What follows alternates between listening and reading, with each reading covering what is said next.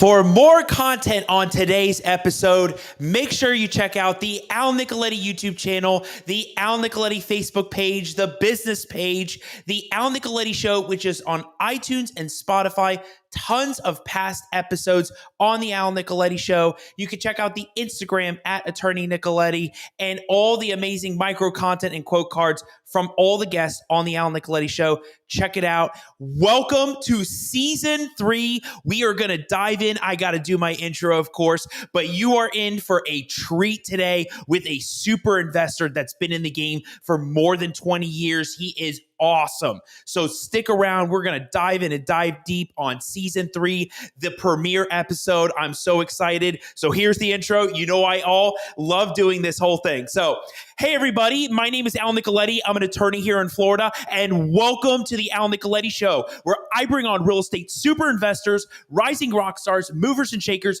and leaders of clubs in their community that educate, entertain, and inspire all things on Florida real estate, and we're going beyond. We got people that are bringing the heat in other markets. So that's what is going to be huge on season 3 on how you can take your business and your real estate business to the next level. I am so pumped, if you can't tell, to be here for season 3 of the Al Nicoletti Show. It has been a wild ride to get here. And of course, I want to do a recap before we get the big guest, the super investor on the show today, to say how we got here.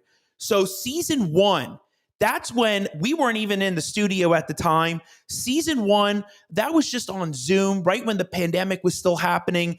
And I had great guests. We were going back and forth on the Zoom app.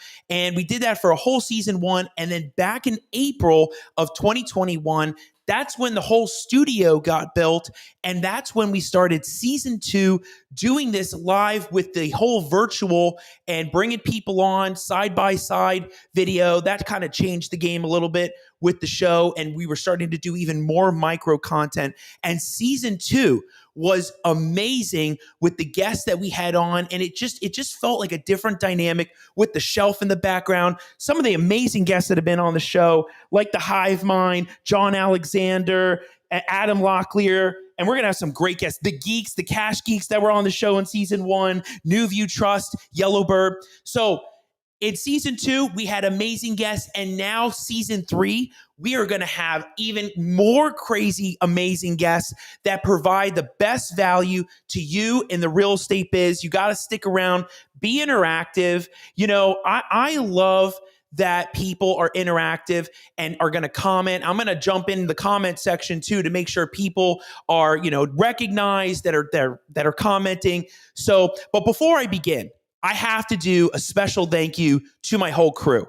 The season 3 is not going to be possible without special members that are really integral with the season 3 show.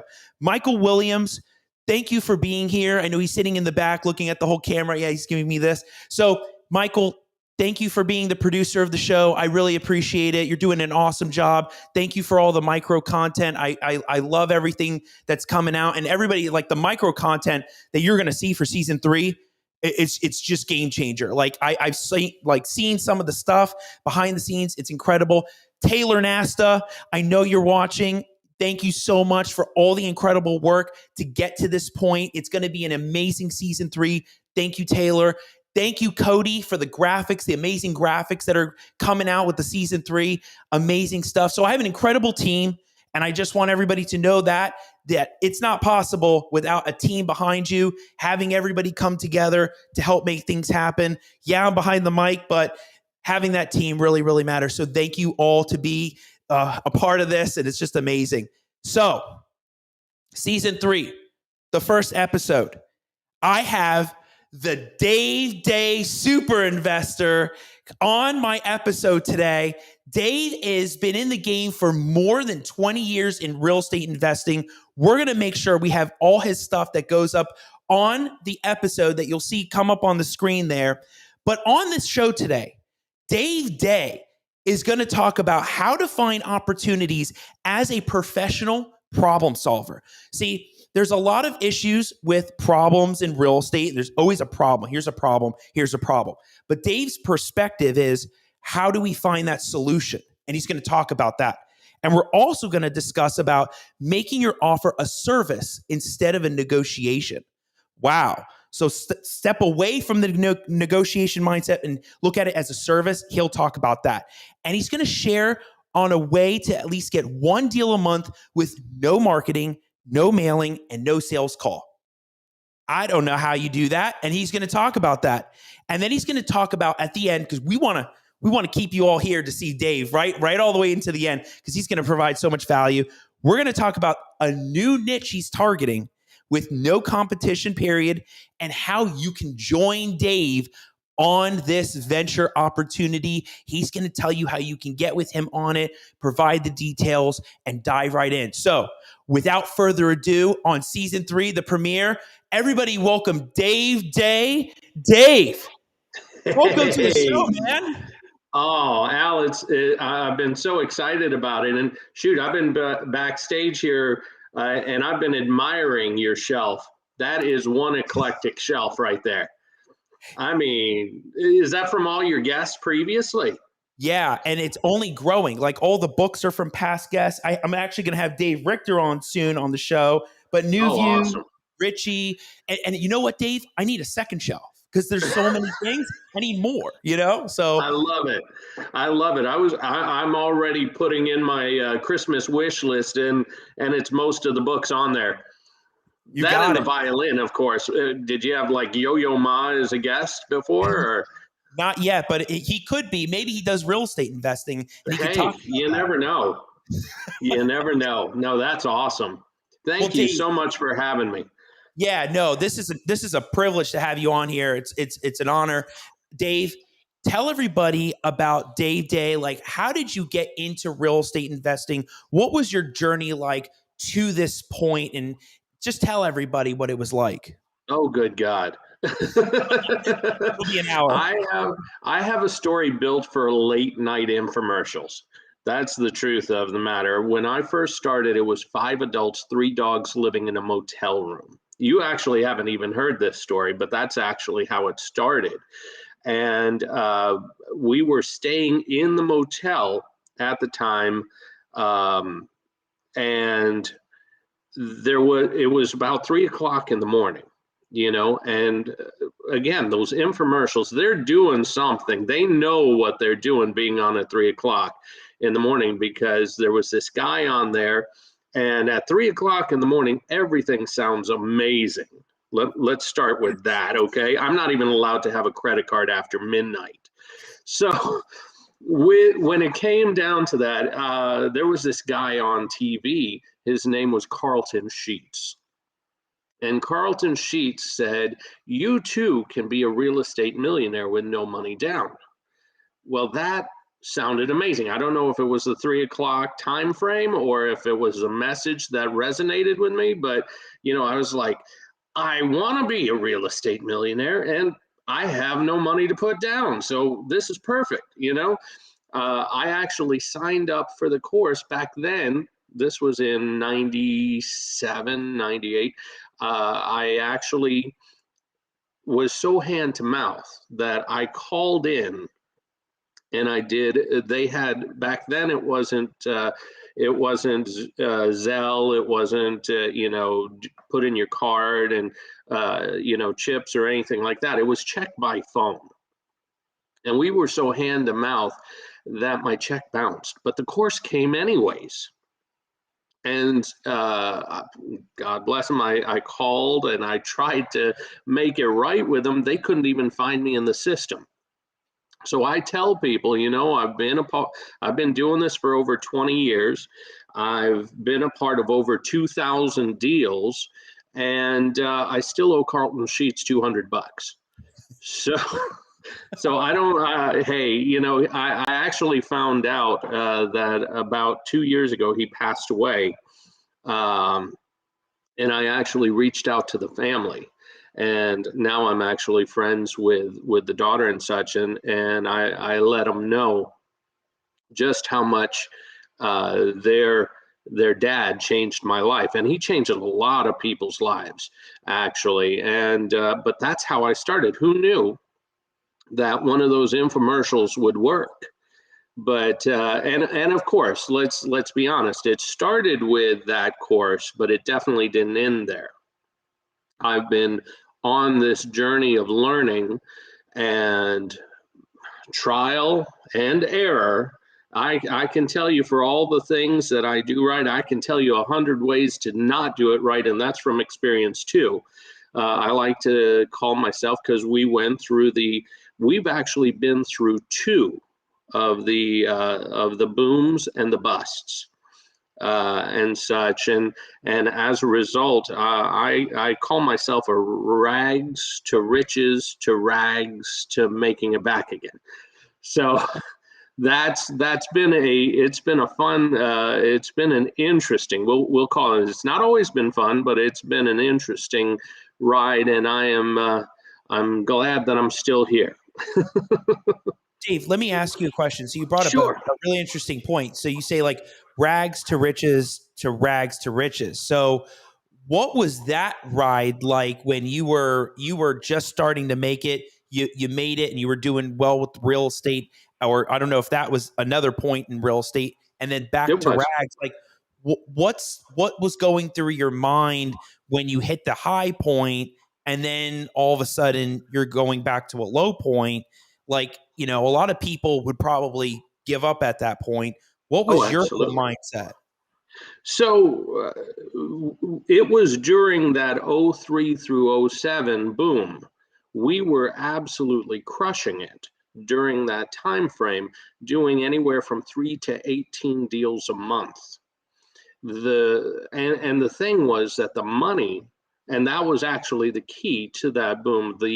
It was almost artificial because of the money to buy and the money to invest, or the money to live in, was just so easy to get that it was easy to abuse as well. And as we all know, of course, through that '03 through '07 timeframe, there was a lot of abuse. You know, a guy working at McDonald's can live in a $500,000 house. Nothing shady about that, right? But, but the way that works is, of course, at some point the bill's got to come due. And I, like many investors out there, got caught with my pants down, just like so many.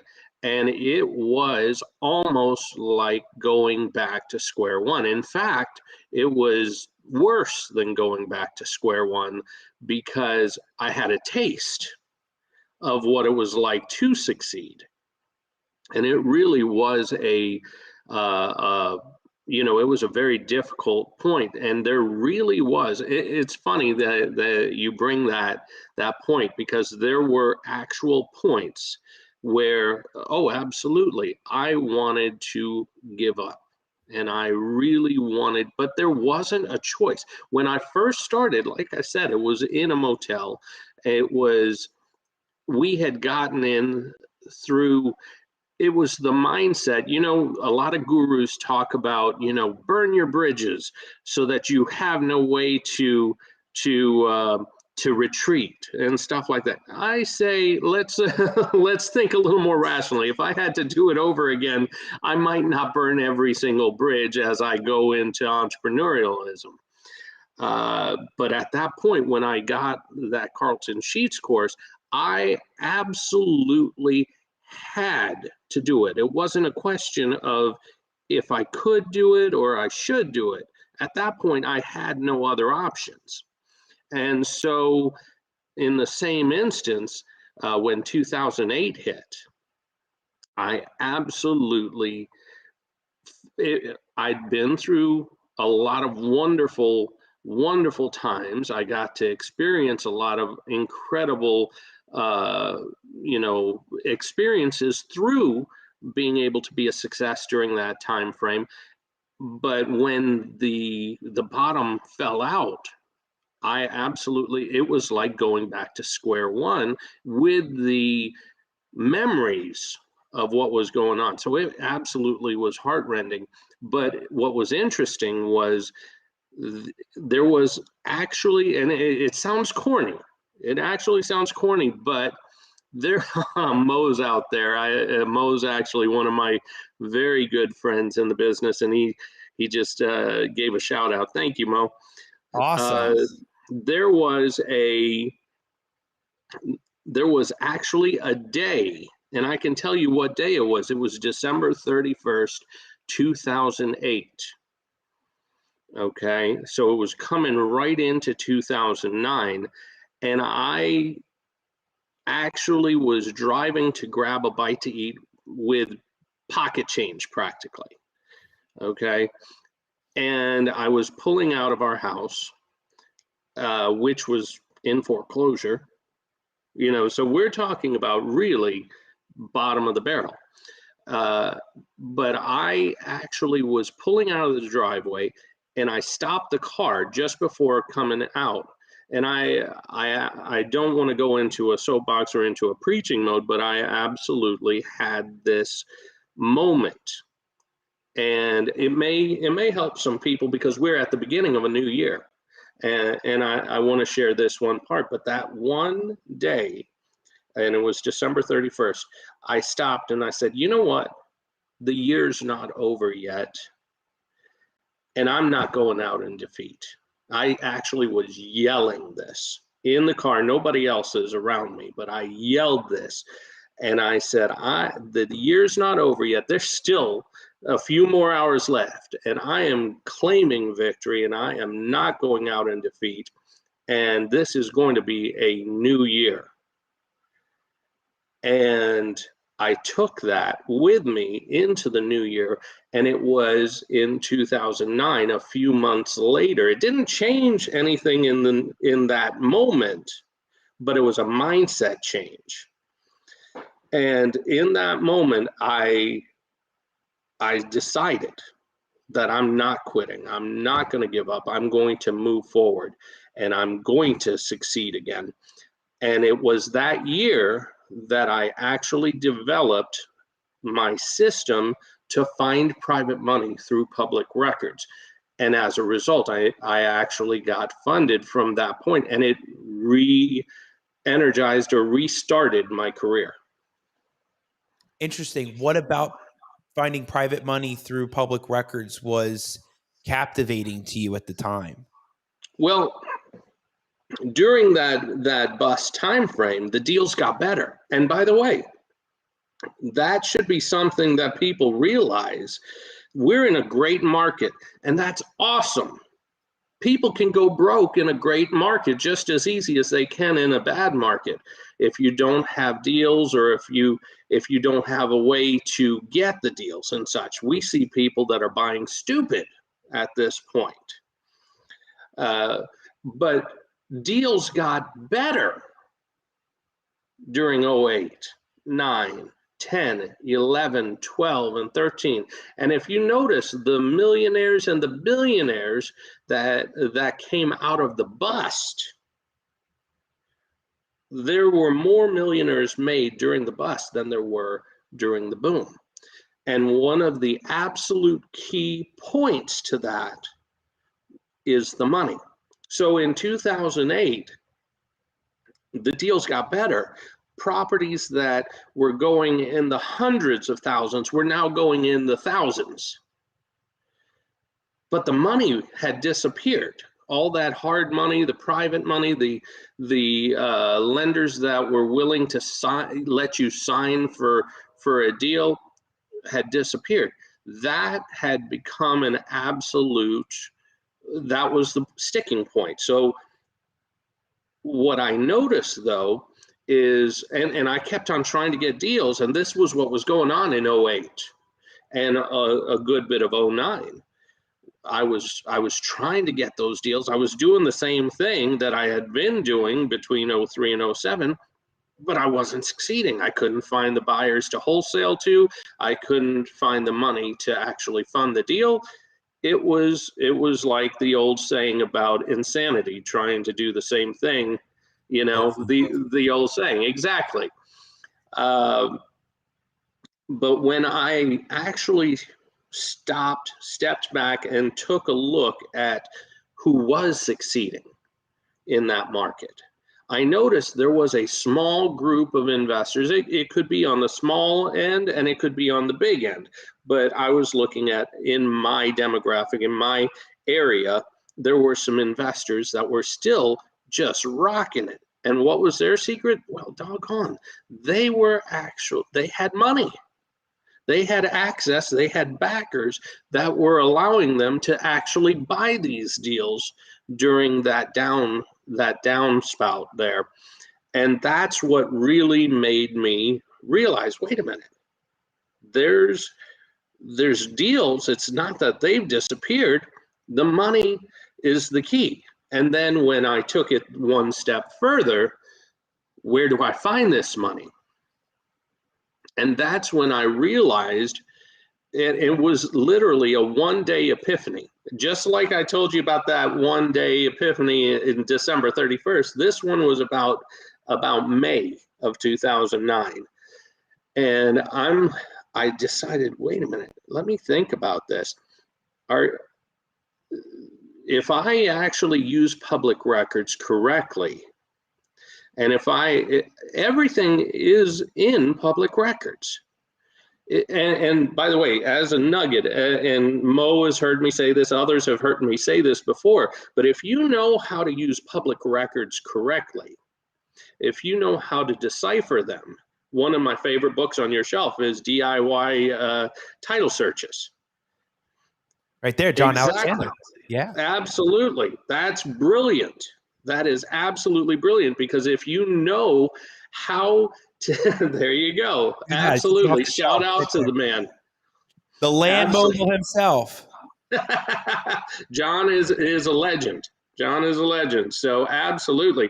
But if you know how to actually go through public records and dig through them, everything you need, it's literally a business in a box. Everything you need to succeed in this business can be found in public records. Deals can be found in public records. We're going to be talking about how to source deals as a professional problem solver.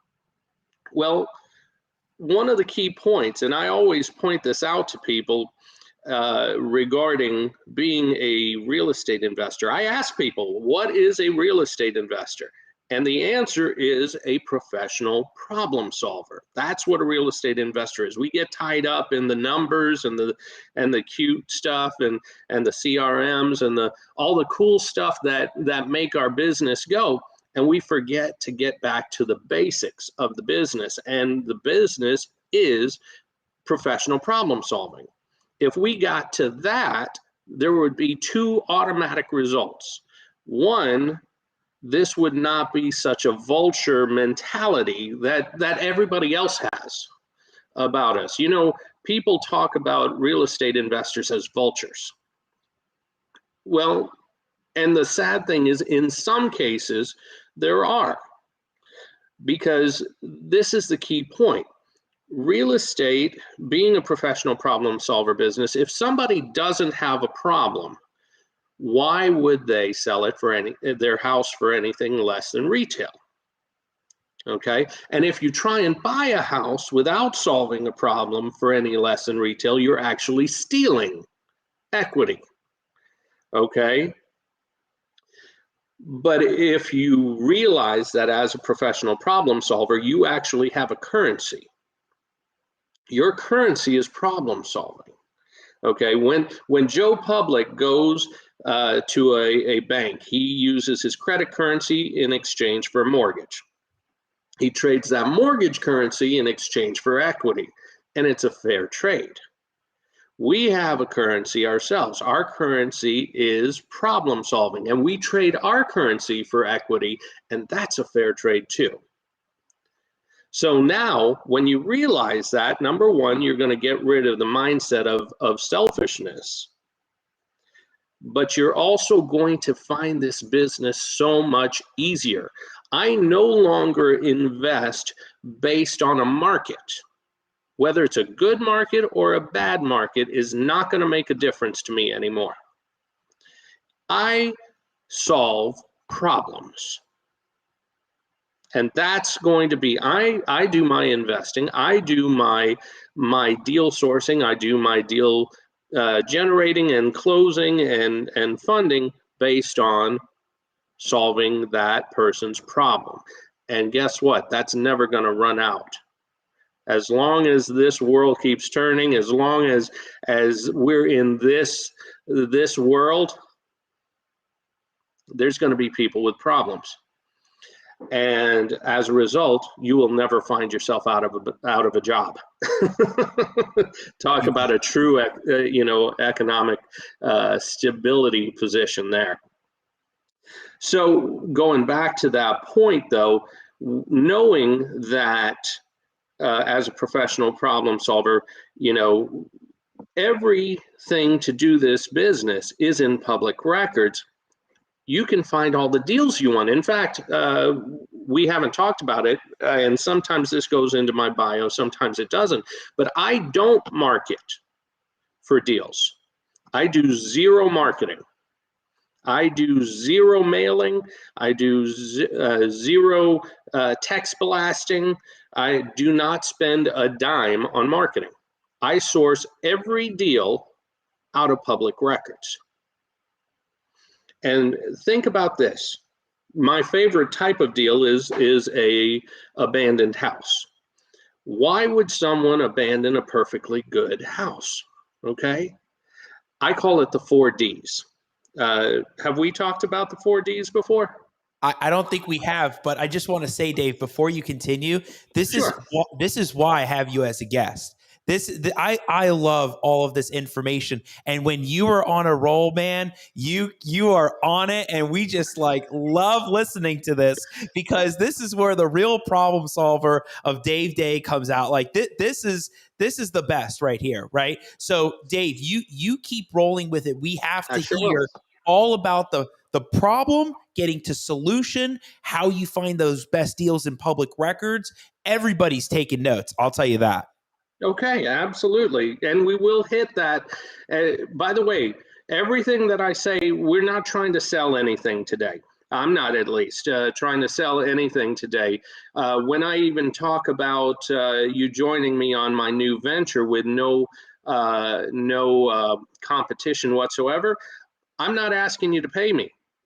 I'm asking you to bring me deals. That's actually what's going to happen. So we'll talk about that later. But as far as deals are concerned, and bring me deals that we can partner on and stuff like that. That's where the magic is going to happen. So going back to this, when you look at using public records, and we were talking about abandoned houses, why would someone abandon a perfectly good house? And I call it the 4 Ds. And the 4 Ds are this: death, that's a big D there. Divorce, disaster. Now that could be a financial disaster. That could also be a natural disaster. And we'll actually talk about that. I actually got written up in the Wall Street Journal for doing something we don't actually talk about on social media much, but working with natural disaster locations. According to the Wall Street Journal, I am a money-grubbing investor, but I wear that with a badge of honor. So we'll let that one slide. Let it go. Hey, you know what? Until the realtors, until the politicians can actually solve the problems with those disasters, it takes an entrepreneur with a promise of profit to go in and solve those problems. So going back to it, those 4 Ds, death, that's a reason, especially in Florida. Now, we are talking about an awesome market where inheritance come into play. In fact, that's how we met. Right. Was I reached out to you because I was hearing such great things about Al Nicoletti, the attorney who specializes in probates and gets what we do. I mean, I had to meet you, and we've had hours long conversations, multiple times. Yeah. You know, and but in this market, it's absolutely phenomenal for inherited properties. And this, of course, being the retirement capital of the country and the second home capital of the country, there's a lot of times where you will find an abandoned house that had been left by heirs, or from heirs, or from the person who passed away up north, or in other states and different locations, even different countries. And by the way, that's a little bit of foreshadowing for what we're going to talk about with the no competition venture. That being the case, I like to drop those breadcrumbs. But with that, and with our public records being so amazing, we absolutely can get those leads and turn them into a problem-solving situation for those heirs that don't know what to do and how to do it, and turn that into incredible profits for solving problems. So death being the first D. The second D is divorce. Let's just be honest. That is one time that most people are not thinking rationally. They're thinking emotionally. I don't ever want to be in this house again, et cetera, et cetera. And boom, there's an opportunity to help them finalize, come to closure in one way or another without destroying the rest of their lives because of this emotional aspect and emotional time frame, by again working with the real estate. We can't solve all their problems, but we sure can at least the areas of our expertise. So divorce is the second D. The third D is disaster. That could be like during the boom and the bust, 08 through 14. There was so much disaster that the opportunities just abounded to incredible amounts. That could be a loss of a job. That could be over financing, like they did during that time frame. During that time frame, I found a neat little niche where I actually worked with hard money lenders, or private lenders, more so private lenders, that were stuck with their properties after they foreclosed and didn't know what to do with them. Because, when a bank forecloses on the property, they've got a management company and asset managers that help them resolve and get those properties back into some kind of a cash flow position. There's no such machine for private lenders and hard money lenders. And so I found that little niche. I call it find a need, fill a need. That's actually our business model. And it fits into so many different categories. But we helped many of those hard money lenders who were stuck with the properties get them into cash flowing situations. And that was a no money down way, because they already had the house. It was free and clear because they had foreclosed on it.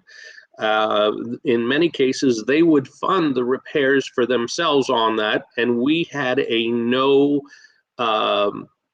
obligation other than to manage to fix and all that. We had no financial obligations. We weren't borrowing money. We were solving the problem and then helping them, and we would work out scenarios to joint venture with those hard money lenders and help in the cash flow. That was actually one of the neat little niches we came up with that helped us get out of the position that we had been in.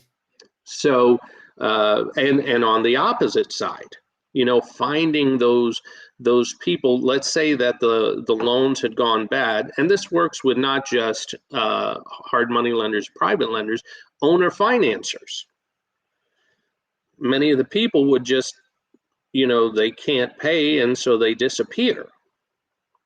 Well, one of our superpowers, I guess you'd say, are finding the unfindable guys, or the ones that had disappeared, getting deed in lieu's, working out still a win-win situation, but in a way so that the lender, the owner financer, the hard money guy wouldn't have to spend more money in that way. It was adding value to both sides. So the financial disaster works that way. The natural disaster side of things, between 05 and 08, this was actually during the boom side, but Hurricane Katrina came through. And we actually dealt with over 650, and it was not just me, it was a consortium of investors that came together working on this project in New Orleans. And over the course of 3 years, we bought and sold over 653 houses. Wow. Not counting commercial, not counting multifamily. And people thought, how do you do something like that? Well, our marketing list was actually pretty simple. We would go into these neighborhoods that the values were somewhere between 150 and 300,000 ARV. And we knew when we went into these subdivisions, we knew two things. Number one, we knew that every one of those houses was vacant because nobody lived in these subdivisions for miles around. On the outside, they looked gorgeous. On the inside, we knew they were gutted 6 feet up. So we knew they were vacant. The second thing we knew was they were all free and clear. Most people don't actually realize this, but the government opens up, when it becomes a national disaster, the government opens up their wallet. And they pour in so much money into an area like that. And in New Orleans, every homeowner was made whole. If you had insurance, the difference between the deductible and their insurance, they were made whole.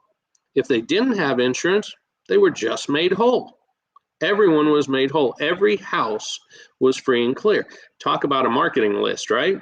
That is. That was when we actually started using skip tracing. That's when we were using skip trace before skip trace was cool, before IDI, before TLO, there was a company here in Florida called Tracers. And we would call, and we found owners in Texas, in North Florida, in Mississippi that had left the area. And, it was found money for them. They'd already gotten their insurance. They'd already cleared, but they had abandoned the houses, weren't coming back. We were able to change that. So national or natural disasters are part of that D as well. And then finally, detention. That's the fourth D. Believe it or not, jail. Absolutely. People, that's another reason they abandon their house. Or we could make that D dumb. Sometimes that is what it is too. But death, divorce, disaster, and detention, those are the 4 Ds why someone would abandon a perfectly good house. And guess what? Every single one of those things is a public record. Really? Even detention? Yes. Even detention, absolutely. Arrest records and the cases, the civil cases, the criminal cases, et cetera, absolutely.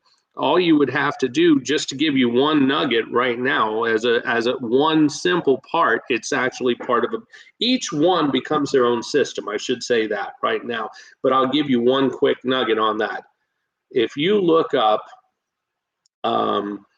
not process servers, bail bonds, mortgages. You've just found yourself a list of people that have to do with detention. There you go. So there, but each one, death, what is public records? Public records are a compendium of major life events, from your birth certificate to your death certificate, from your marriage license to the divorce decree, from your first house and mortgage to the foreclosure or bankruptcy. All of those things are a matter. Every major life event is a public record. And if you know how to decipher them correctly, now you got all the deals you could ever want. So that right there would get you all your deals. On the other side, buyers. You can get all your buyers from public records. I don't care if it's one guy buying a house, or an investor buying a house, or a hedge fund buying 1,000 houses. If it doesn't show up in public records, it didn't happen. And so now you can literally build your buyers list from one of the absolute, and that includes the wholesale buyers list. They're right in there. You got yourself. In fact, when I buy a deal, most of the time I do not actually. People have 10,000 people on their buyers list, but they still sell to the same 20 every time. So, right. Which would you rather do? I actually literally make a reverse buyers list when I get a deal. And I find the buyers, the investors who are buying in that market. I call them just like I would on the deal side. Hey, I noticed you own that house over on 123 ABC Street. You just bought as an investment. I happen to own the house 234 ABC Street, and I might be willing to sell it to you for right about the same price. Guess what? I'm done. I almost always sell that within the first week to 2 weeks of having the deal, without, again, no marketing list, no nothing. Amazing. So if you know how to use the public records, you got your buyers. And again, if you know how to use the public records, you have all the money to put it all together. Because it doesn't matter if it's Bank of America or James Q Moneybags. Either one has to have a mortgage to do their lending. That's hard money, that's private money, that's bank money. It's all there. So, boom, if you know how to find it, now you just found all the money. Hi, my name's David. I'm a property investor here in town. I was doing work in public records where I saw your name come up in regards to doing private mortgages. Just wanted to touch base with you, find out what your criteria was, maybe see if we could do a little business together. Guess what? It works. That right there works. Okay. And everybody's taking notes right now, because this is gold from Dave Dey. Like, you're not going to find this in a course or anything. Like, this is more than 20 unless years it's my course. I'm just kidding. But this is more gold on a call now than you will see on another course. Like, this is experience. So everybody, I mean, if you're watching right now and you're learning and you're getting golden nuggets from this, drop a comment and just drop gold, like Dave Dey gold, because we love to hear how valuable this stuff is in our world on the show. So Dave, this is great stuff for people to know. I mean, absolutely. It's great. No, thank you. Thank you very much. So as far as that part's concerned, so we've addressed, how to use public to answer. By the way, all this was regarding your question. So what made it so exciting to find money in public records? Well, that was what it was. I actually realized that I could go ahead and I could take these public records and not just find my deals, which I had been doing prior, not just find my buyers, but now I could actually find the money to put it all together. And in May of 09, it was Christmas all over again. I used a simple search in public records on that one time. And I'll tell you what, if do you have the ability to screen share here? We might. I don't know, Mike. Can we do that? I'm just asking. You said to riff, so I'm riffing. Oh, we're riffing. We're riffing hard right now.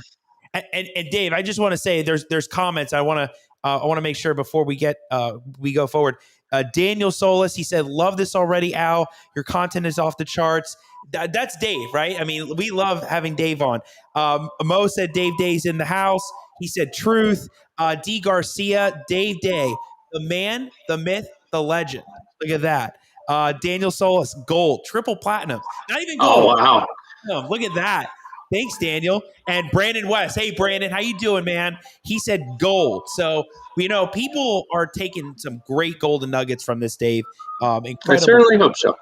Yeah. I don't know if we can share it, but we'll figure it out. Sure. If we can get it, we'll be good. Sure. And the cool thing is when you're the 4Ds are death, divorce, disaster, that could be financial or natural, and detention. Look at that.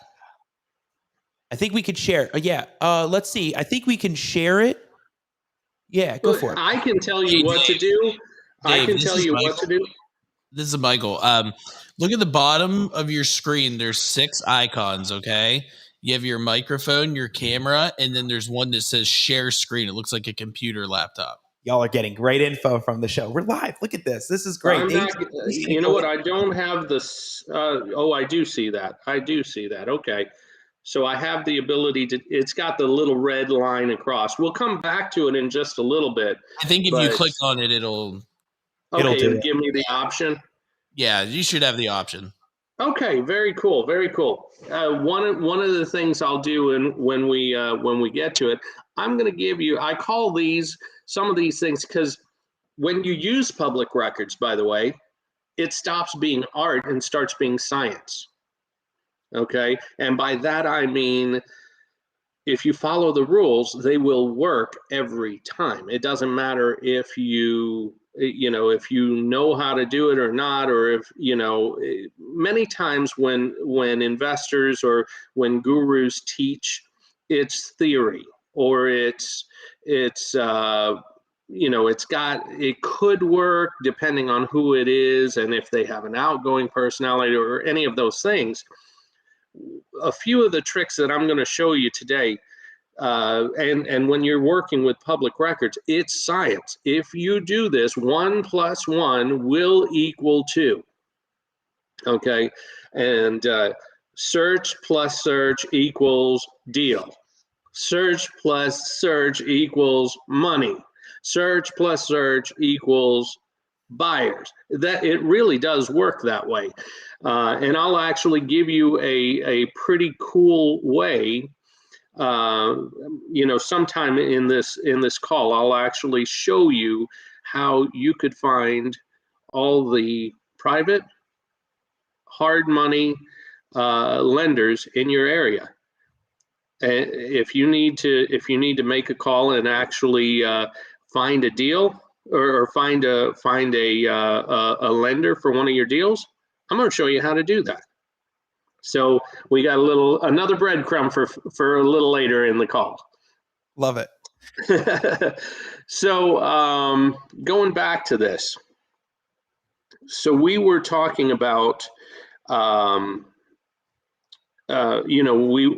was May, and that's when I did this one search, and realizing the principle, what we were just sharing right now, when you know how to use it, not only can you find the deals, not only can you find the buyers. At that time, what I needed was the money. And I did this one search, and I literally found pages. It was like a yellow pages of private money. And it was literally like Christmas in May. And so, of course, there was still more trial and error. How to find the money became easy, but now what to do?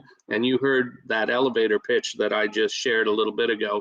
That is just the starting point, but that right there, that pitch, I actually worked on it for over 2 years to get it exact. There is a rhyme and reason for every word in there, even the cadence, all of those things come into play. So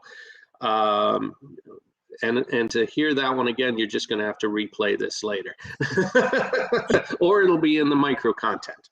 There you go. So there you go. Make a note of that, Mike. There you go. So when it comes to those things, that's why it was such a powerful thing, and we turned it into an incredible resource that got us through the bust, and now we're into another boom. And you know, whether it lasts for much longer or it lasts only a little longer, as long as you're investing as a professional problem solver, you will not run out of a job. Dave, let me say this before. I don't know if you're about to screen share. Are you? Not yet. Go ahead. Yeah. When it comes to problem solving, though, a lot of people, you know, when you had first reached out to me, one of the big things that we talked about was you get these complicated situations where it's some wackadoodle tree or wackadoodle family situation, or there's an issue where somebody wants to sell, somebody doesn't want to sell, you buy out the deeds. And at that time, I was thinking to myself, like, you're hard pressed to come across an investor or somebody that has seen that and runs into that and actually knows how to get past that problem and will do it, take action and do it. And that's you. Like, you're one of those that will actually, you know, either buy out a deed and then talk to the other people, then negotiate them out or figure out a solution. And it's those things that stick in my mind from our conversations about problem solving. And you have that ability to do that, whether it's death, divorce, or post-divorce, you know, now that the deed is now equal, you know, those are big things a lot of people don't know or take advantage of when coming across these deals and don't know how to tackle it or have the right people behind them, right? Oh, 100%. And that is why your podcast, for example, is such a golden opportunity, and people need to realize what an awesome opportunity it is to be able to have so much education, have an actual attorney that is doing this. You know, you don't know how special you are. You're the unicorn, actually. Okay, so thank you, Dave. But it's true. You know, and I'll say it this way. One of the biggest questions I have when we were doing the private money, or when it comes to doing your first deal, you're absolutely right. We're talking about some high level stuff right now. I'm sure that even some of the ones that are taking the notes that were asking the questions probably have done hundreds of deals or you know, more than that. And such, and they can still get nuggets out of what we're talking about. But no, this doesn't happen overnight. Like I said, I started with the Carlton Sheets course. I absolutely did not end there. I have been studying this business. My hobbies include going through Florida statutes so that I can learn the rules, so I can work within them and come up with more solutions on ways to solve these problems and get deals.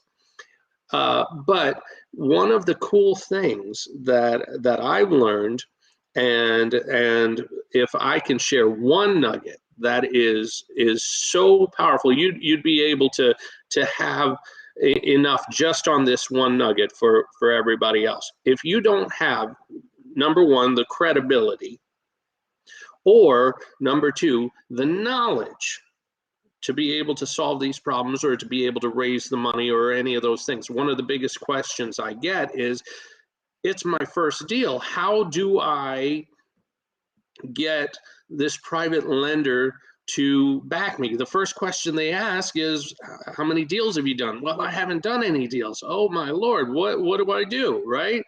Or when the owner is sitting across from you and says, you know, how many deals have you done, or what kind of solution do you have for me? and you're like drawing a blank. What do you do in that situation? Well, the beautiful thing is, on the money side, if you don't have the credibility, you can borrow it. You can actually borrow it from somebody like me. And if you don't have the knowledge to put that deal together, you can borrow it by partnering with somebody like me, or partnering and working with somebody like Al. You can literally borrow your way to success in the business. You can leverage this whole business. We talk about this being an OPM, other people's money business. Well, guess what? This absolutely applies to every other aspect too. OPC, other people's credibility. OPK, other people's knowledge. By all means, leverage Al's information, use his services, use the other super investors that are coming on, from season 1, season 2, season 3. The reason we're on here is because we want to share, and because we want to assist you guys in being successful. Oh no, it's not a charity. We get something out of it too by partnering and different things like that. But we actually have that mentality of prosperity that we want to share, and there's more than enough in a deal to make everybody whole. So by all means, leverage the knowledge, leverage the credibility that from all the people that come on here, and most importantly from Al. Love it, Dave. And that's gold. And I love that you see that value in the guests that come on the show, and having someone that has the knowledge like you, that have been through those up and down, and finding those little niches that produce results, right? Because absolutely, you've gotten results from those experiences and taken chances on niche opportunities and taking the time to go through public records. So you have that super investor mentality that is really unique, and we love that. That's why we have the D's that are saying the man, the myth, the legend, Dave Dey. So we love it. Hey, by the way, Daniel Solis said, "Oh my gosh, me too. I thought I was the only one who looked up Florida statutes." So you absolutely. You have other people that are looking it up too. We love it, Dave. Love it. So, absolutely. Let's talk about this. The idea of making your offer a service instead of a negotiation. What is that golden nugget about? Oh, absolutely. So one of the keys, again, as a professional problem solver, okay, you can take the scenarios, the thing that most investors, let's talk about, for example, the elevator pitch, because that is what your first impression is with a seller. When you're cold calling, when you're text blasting, when you're doing any of those things. And we'll talk about the cold call side, because yes, I do cold call off of those deals. And by the way, I have over a 70% response rate. We'll talk about that if you want. I've got an over 70% response rate on my cold calling, and I close over 50%. Wow. So yeah, absolutely. And honestly, if I want a deal and I've researched, see, I don't call, I don't cold call. I don't have a dialer. My dialer is iPhone. Okay. That is my dialer. Okay. And I call using my cell phone, maybe 20 calls a month. I don't try and call 10,000 people. I don't call 1,000 people. I'd be surprised if I call more than 20 or 25 calls a month to get at least 5 deals. And again, over 70% response rate. So one of the keys, though, is when you get them to answer. And I will tell you that cold calling has become much more difficult the more competition and the more spamming that is going out in the world right now. It's ridiculous. I mean, I don't take most calls these days. I'm sure you can relate with that, because you know there's going to be somebody on the other line that wants to sell me insurance, wants to sell me a timeshare, something, you know, and it's ridiculous, and it's making it that much harder. So with a few of the tweaks that we do, we get the response. But when you pick up, when that seller finally does pick up, most people will go, you know, my name is Dave and I'm a property investor and I'm looking to make you a cash offer on your house. Would you be interested? Well, here's the problem with that. You've just painted yourself into a corner. Number one, as an investor, which that could have good or bad connotations depending on how desperate they are. But also, you've also narrowed yourself down to one type of offer with one type of situation where you are only going to be able to do one thing with them. As a professional problem solver, I'm not trying to necessarily buy your house. I am here to see if I can assist in solving your problems. So for example, right off the bat in the elevator pitch, and this could be a great mind shift for you, instead of calling as an investor, how about calling as a concerned neighbor? Okay, so my elevator pitch goes, my name is David. I happen to own property not too far from the place you have over on 123 ABC Street. Now, not too far is subjective. If they live in Washington State, anywhere in Florida is not too far from anywhere else in Florida. You know, one of the key points, you don't want to lie to them. But it's because if you lie, you're messing with your own believability, and if you don't believe yourself, how can you expect them to believe you? So I use that line as, you know, in that county is I own property not too far from them, and I own property all over and such. So my name is David. I happen to own property not too far from your place over on 123 ABC Street. I was just wondering, you know, I noticed that blank, whatever the pain point was. The property's going up for taxes, the property's in foreclosure, the property has code enforcement, the property looks abandoned and such. I was noticing all those things, and I just thought I'd give you a holler and see if you had any plans for the place. No, I'm not trying to buy your house. I'm a concerned neighbor that is interested in finding out if you have any plans for the place. Now you have an open door that you can use. And it all starts from there. If you came in as an investor, they're already on the other side of the table, and depending on their desperation, they will or will not even start there. But at that point, they'll say, you know, they know that they've got to be on the negotiation side. But when you ask them what, you know, was wondering what your plans were for the situation, and you mentioned what the situation is, they know that you know, and they may be looking for a lifeline, but it's all in the presentation. It's all in how you portray yourself. You don't have to be an investor. You can be a problem solver, you know? And so we take it in that step. Then it's all about listening. My brother actually taught me a saying, and this absolutely is another micro content line there for you. He said, if you listen to someone long enough, they will tell you their problems. If you listen even longer, they'll tell you how to solve them.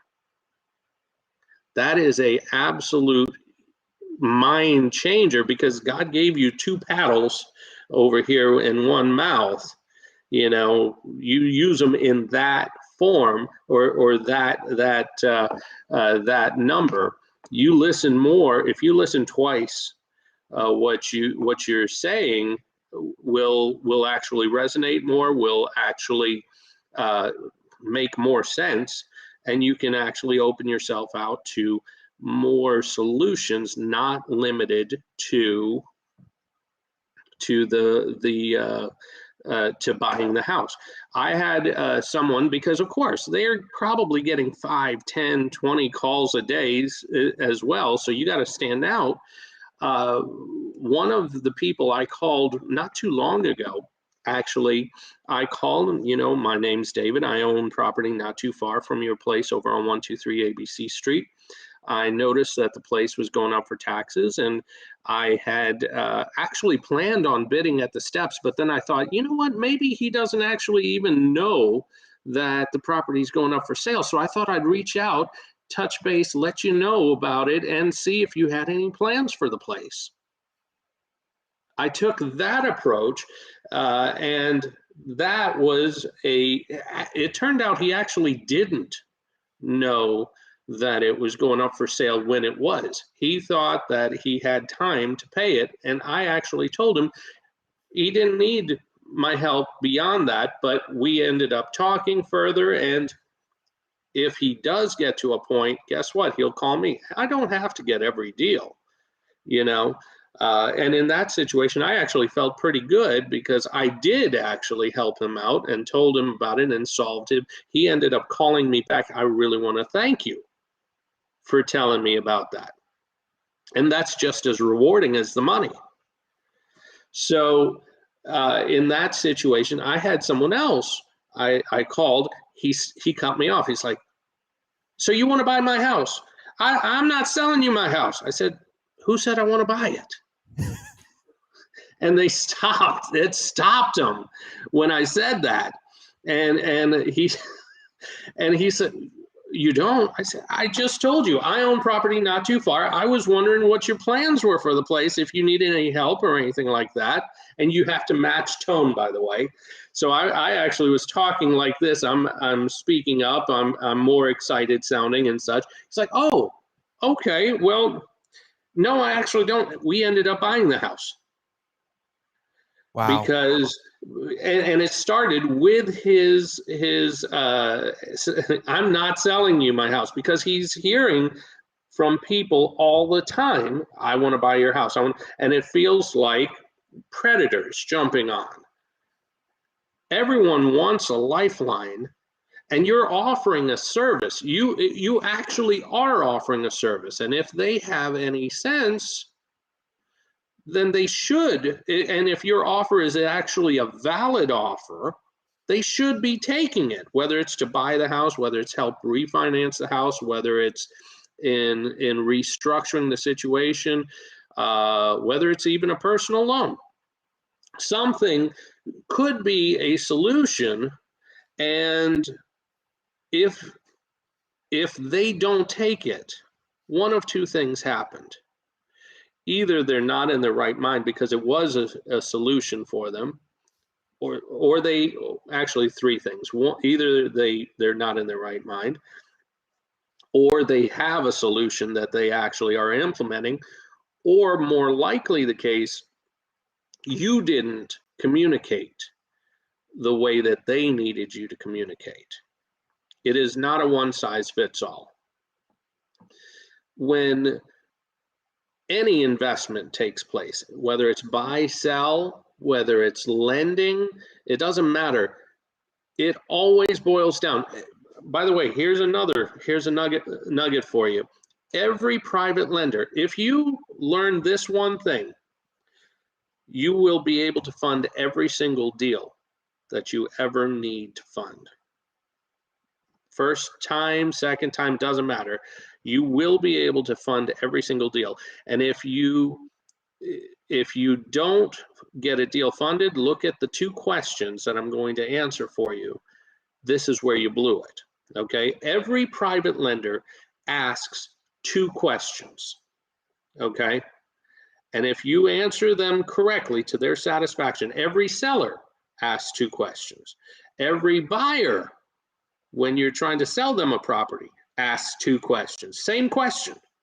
And if you adequately answer it to their satisfaction, they will always fund your deal, buy your deal, sell your deal, whatever it is that's in there.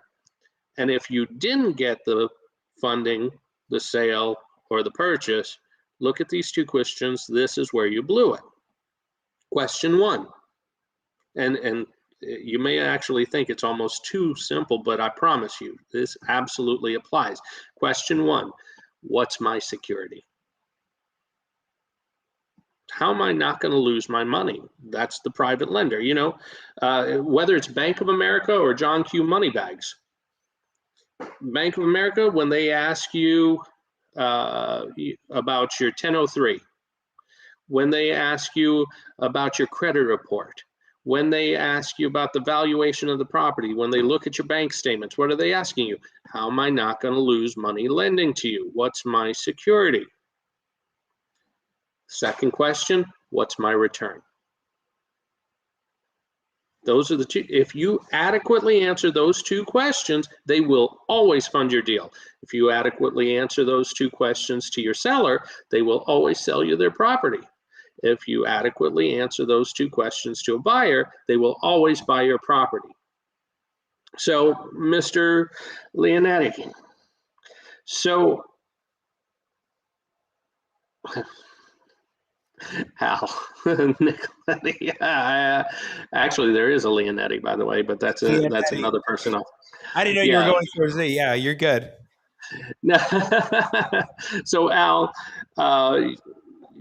knowing where I'm going with this, and you definitely get what we do, and I won't hold it against you if you don't get this right, but I'm going to ask you, because many people don't get this right, as seasoned as they are. But you're sitting there in front of Mr. Moneybags. He's got the money. He's ready to fund a deal.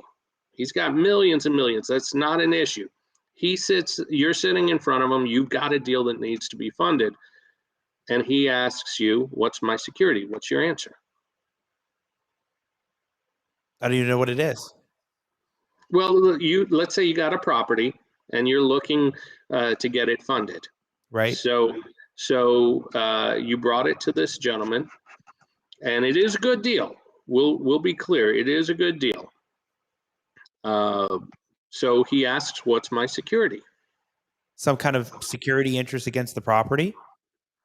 And that is a very good question, or very good answer. And that's what 90% of the investors do say. And it is a very valid part, but that's actually the collateral, not the security. The collateral is the property. You're absolutely right. The security is you. If they like you, if they trust you, if they believe in you, then 99% of the deal's already done. They're going to fund your deal. If they don't like you, if they don't trust you, if they don't believe in you, you could give them the best deal in the world, 10 cents on the dollar, 1 cent on the dollar. They will not fund your deal. If they like you, trust you, and believe in you, they will sell you their property.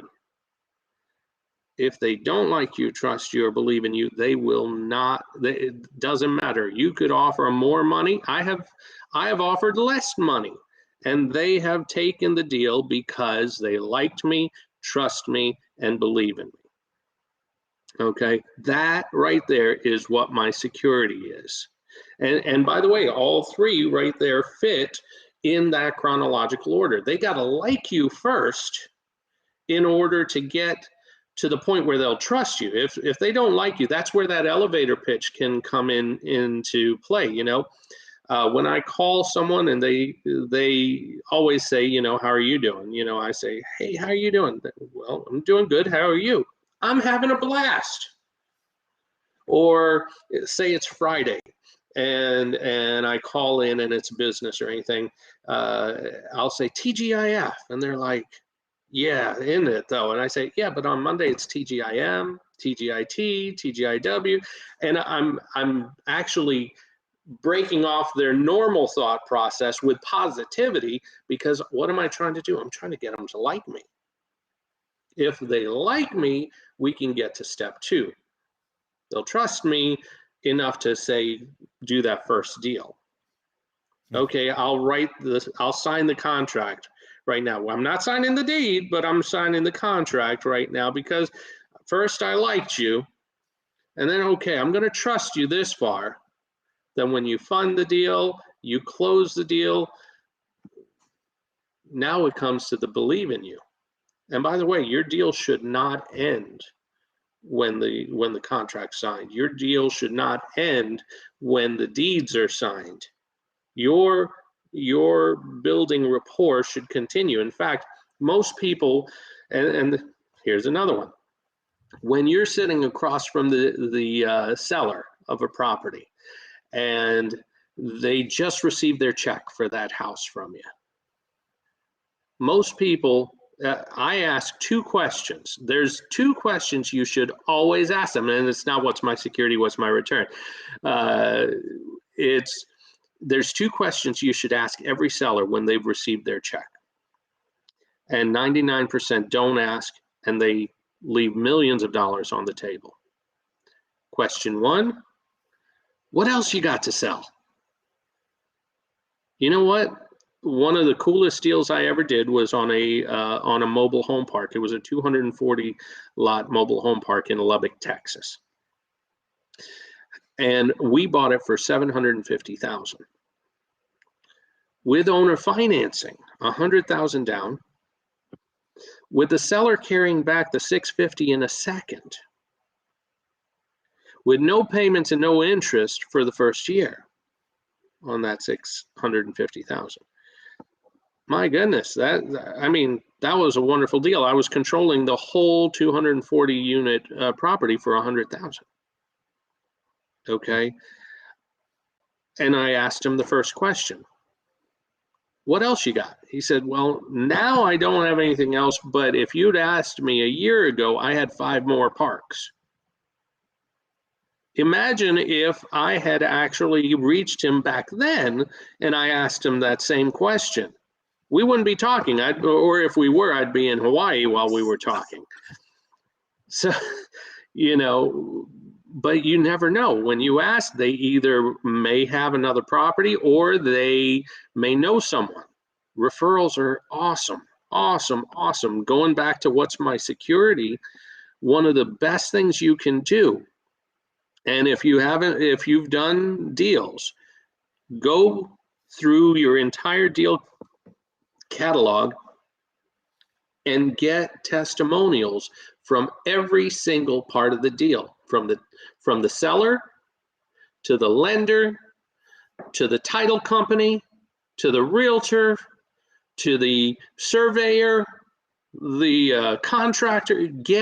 Build yourself a testimonial book, which is going to be part of your credibility package. What are you doing? You're adding to your what's my security, because the security is you. So build that testimonial, your credibility package and such. But so the question one was, what else you got to sell? The second question that most people ask or don't ask, the guy is sitting in front of you.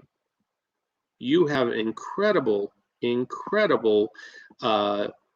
credibility right now. You just put money in their pockets. So you ask them, well, what are you going to do with all that money? And right. When you ask them that, the light just went on. I know the light just went on when you ask, what are you going to do with all that money?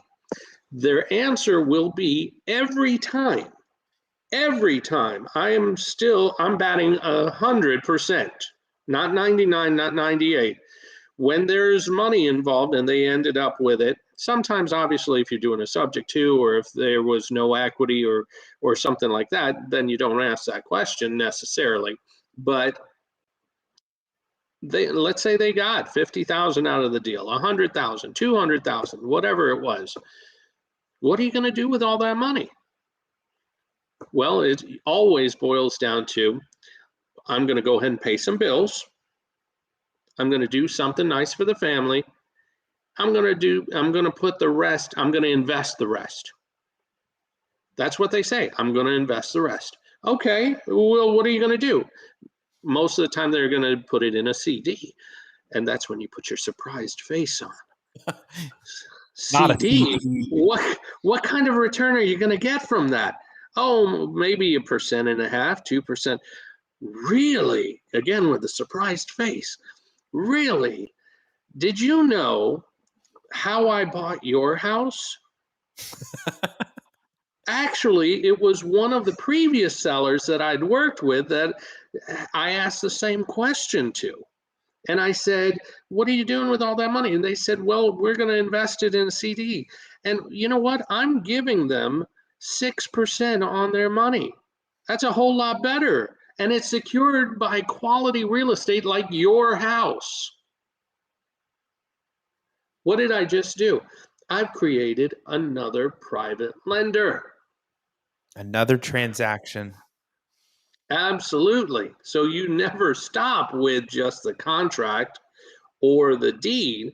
You want to keep going.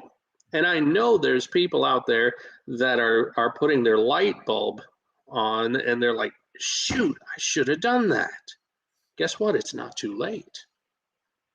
Because you can go back to that person and go for a testimonial like you had, because we were just talking about building your testimonial list.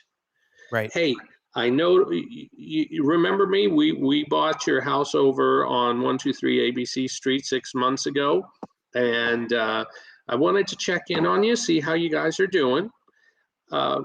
Great. I'm glad you're doing great. I actually was wondering if I could ask you a favor. So I'm still doing the business, and I'm still working on solving problems for other homeowners just like you. And I was wondering if I could get a testimonial from you. Of course, they'll be happy to do it. If you did a good job and you built the rapport and you followed through, they should have no reason not to. And while you're doing that, and while you're rebuilding rapport and revisiting, by the way, you know what? I need to apologize to you. I actually need to apologize because I actually realized I didn't give you a full service. I didn't actually tell you how I bought your house. And see where it can seamlessly come back to that. So even if you didn't do it up till now, you could actually go back to the other ones and rebuild that process. I can tell you we have raised millions of dollars from previous sellers because you have built that credibility and you've already solved the what's my security, and you've actually solved the like you, trust you, and then you followed through. So now you should already be at the believe in you point. So it's a phenomenal thing. I got to tell you, Dave, we've been going for almost an hour and 30, and the viewership has only gone up since that's that awesome. time. And it's been amazing because people are taking so many notes and they're getting so much info from it. And I know if you are loving this, drop a comment. If you have any questions for Dave while we're still live, we will answer them. I see Trent. Trent, how you doing? All the way from Sarasota, Trent. He said he tried commenting in something else, and he said, any pushback when people ask, how do you find out about Pain Point? He goes, that. I love the approach, though, of not jumping straight to price by saying cash offer. I'm going to use this scripting. Look at that. Oh, I hope you do. I hope you do. And that's a great question about the pushback. Here's the cool thing. Remember, who's in control of the conversation is whoever actually takes control. Okay, and there really is a powerful point to understanding how communication works. And one of the key points, I'm not going to go into, because we actually do, Mo, who's on the call, has been a student of mine for a while. And so he will absolutely tell you that we go into the science of communication. We go into the science of of the thought process. It's not enough just to know the what's. You need to know the how's, and you need to know the why's. It really makes a difference. By the way, going back to the D's, and it applies to that, the 4 D's: death, divorce, disaster, detention. Those are the roots. Now, how do you find that? You actually go into the symptoms, the pain points. Think about this. We go for the tax delinquent, we go for the code enforcement, we go for the lis pendens, we go for the pre-probate, we go for the abandoned house. Those types of things are there, but those are the symptoms. The roots go back to the 4 D's. Okay, tax delinquent. Well, people who don't have a problem pay their taxes. HOA foreclosures, they would have paid their HOAs if they didn't have a problem. They would have paid their mortgage if they didn't have a problem, so on and so forth. So going back to those things, you see those pain points and you point that out. So I noticed the property was going up for taxes, but that's not the root. And so that's not the end of it. And if they do ask, you were talking about the pushback. Well, I actually like to address those like the elephant in the room. If they bring it up, I try not to make a big deal out of it. I actually try not to make a big deal out of it, because if you don't make a big deal out of it, they won't either. How did you get my number? Oh, one of those online search engines. You know, there's no privacy anymore. And I go on. And they're like, oh, yeah, that's true. There's no privacy. They agree with me, and we move on.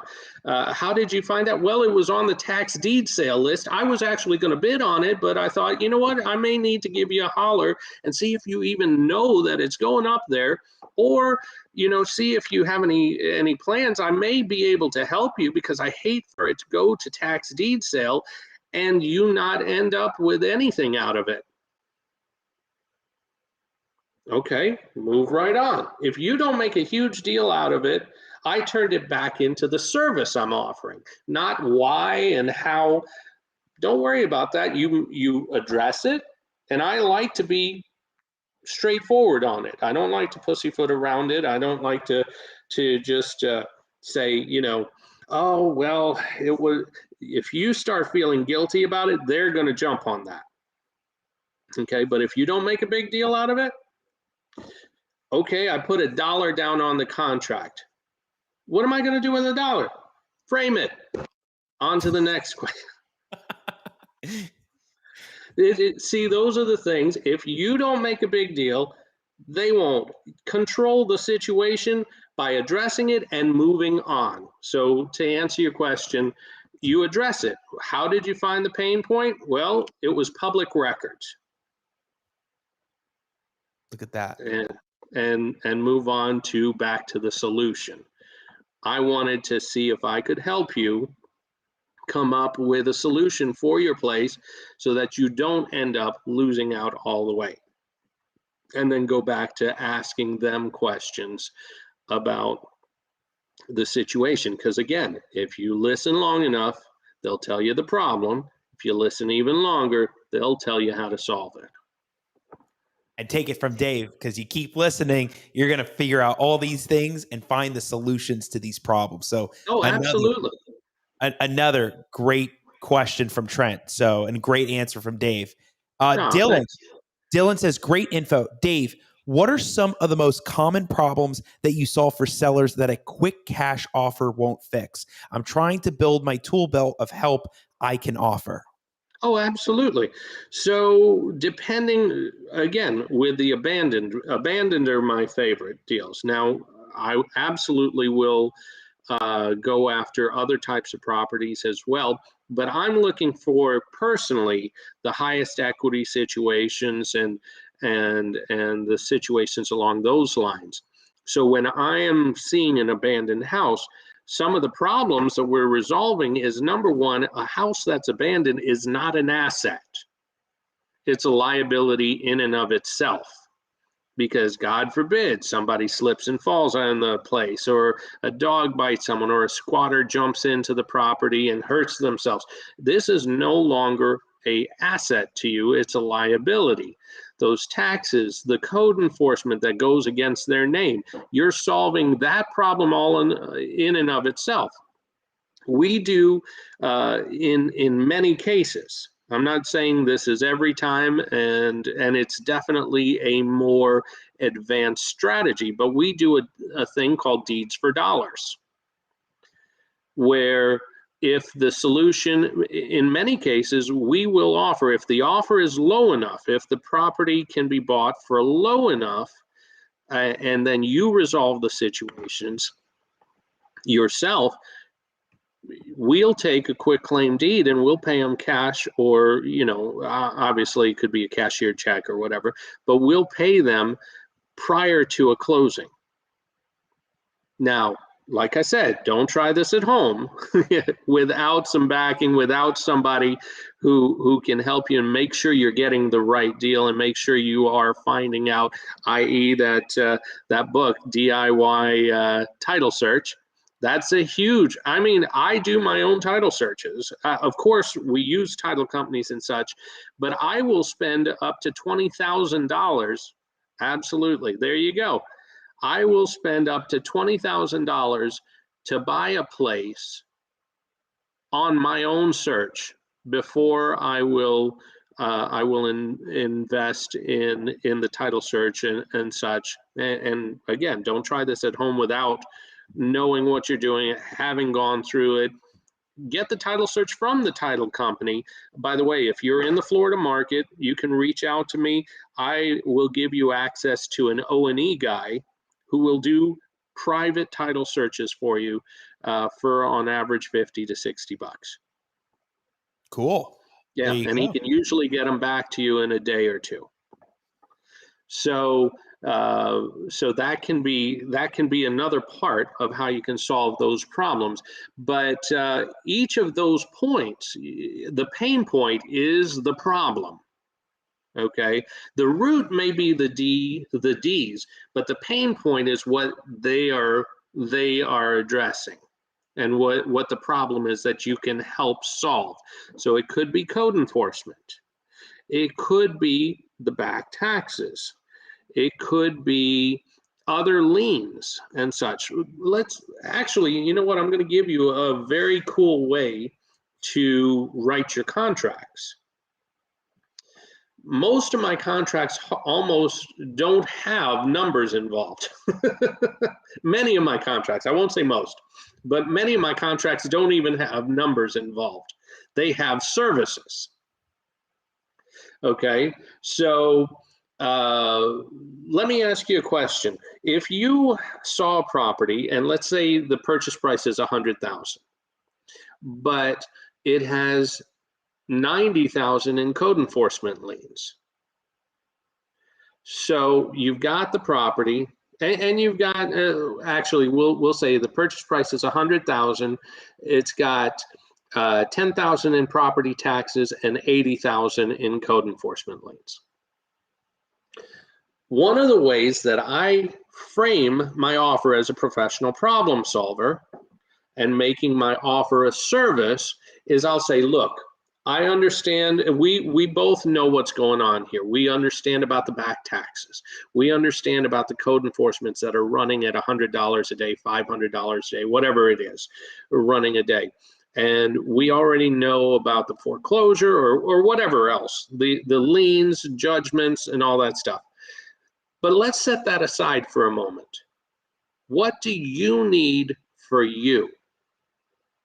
Okay, you have, now what's happened here is I've actually just gone through the pain points.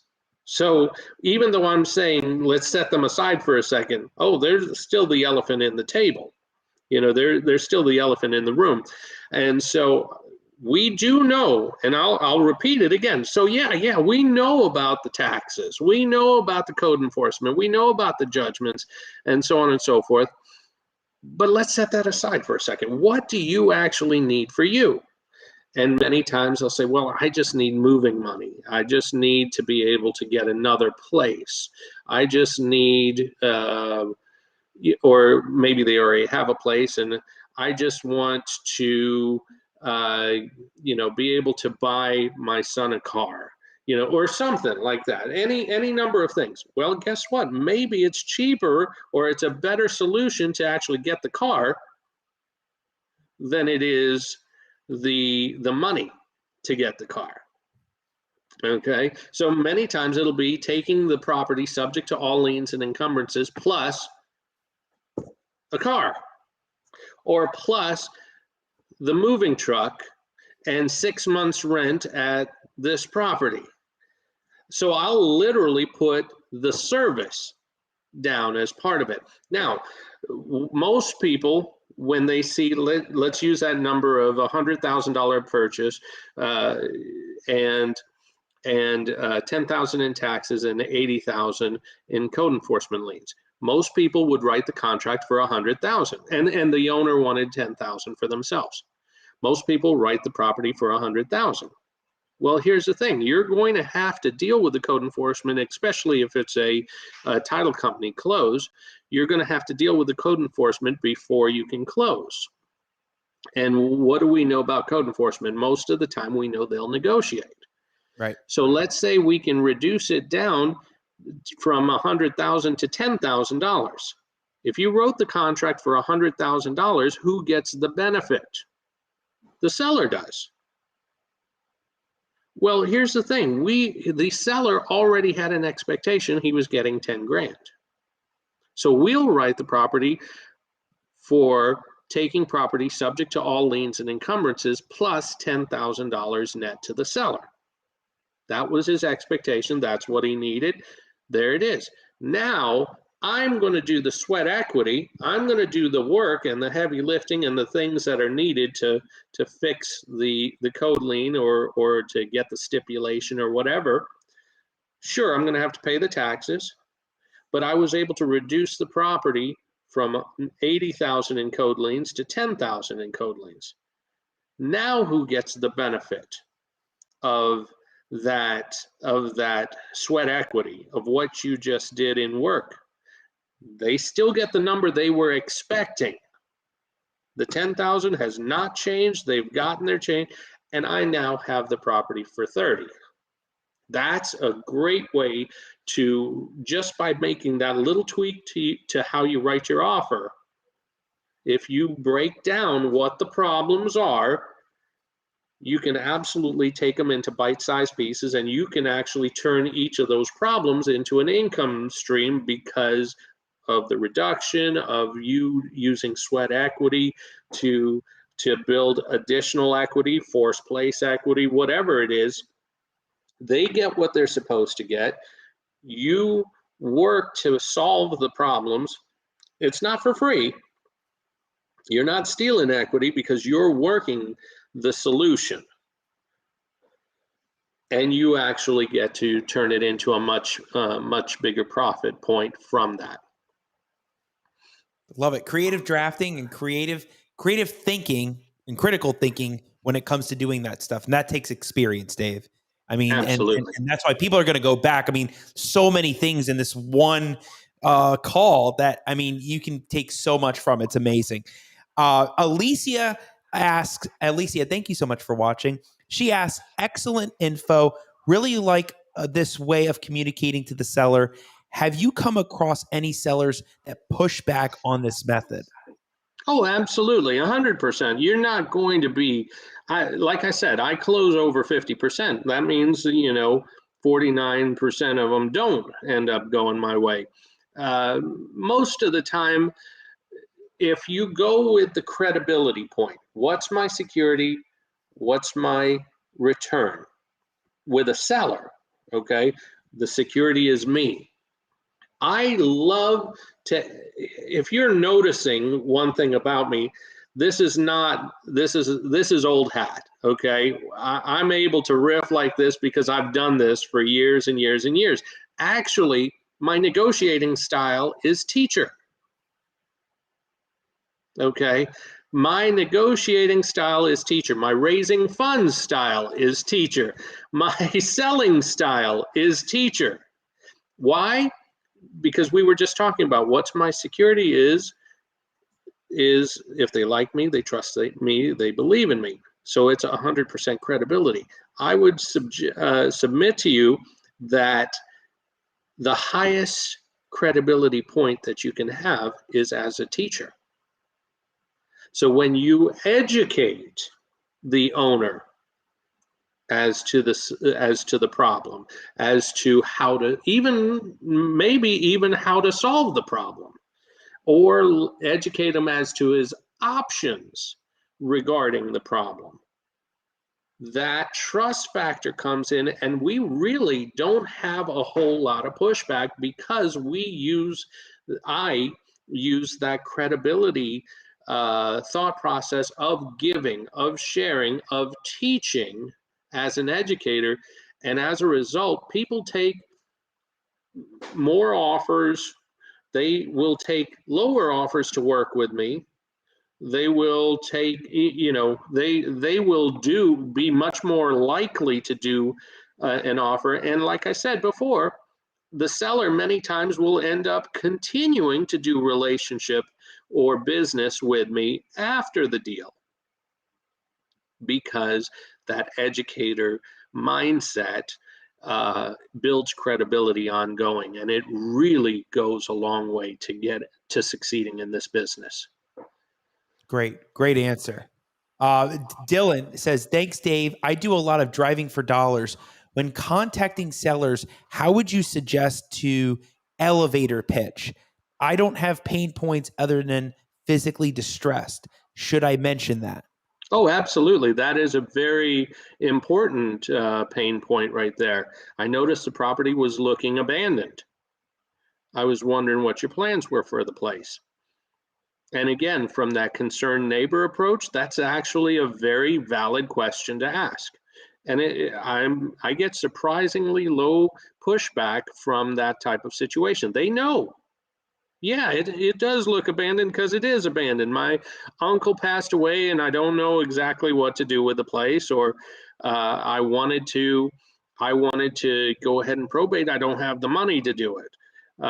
Because you know what? There's a lot of times that the mindset, the thought process behind a lot of these people, if they haven't done a probate, is because, and it's not really a true one, because Al, you'll confirm this. There's a lot of different ways that an attorney will work with someone to get the estate done, but many of them really think they can't afford it, they can't do anything with it, and so they just put their head in the sand and they walk away, let it go for taxes and different things like that.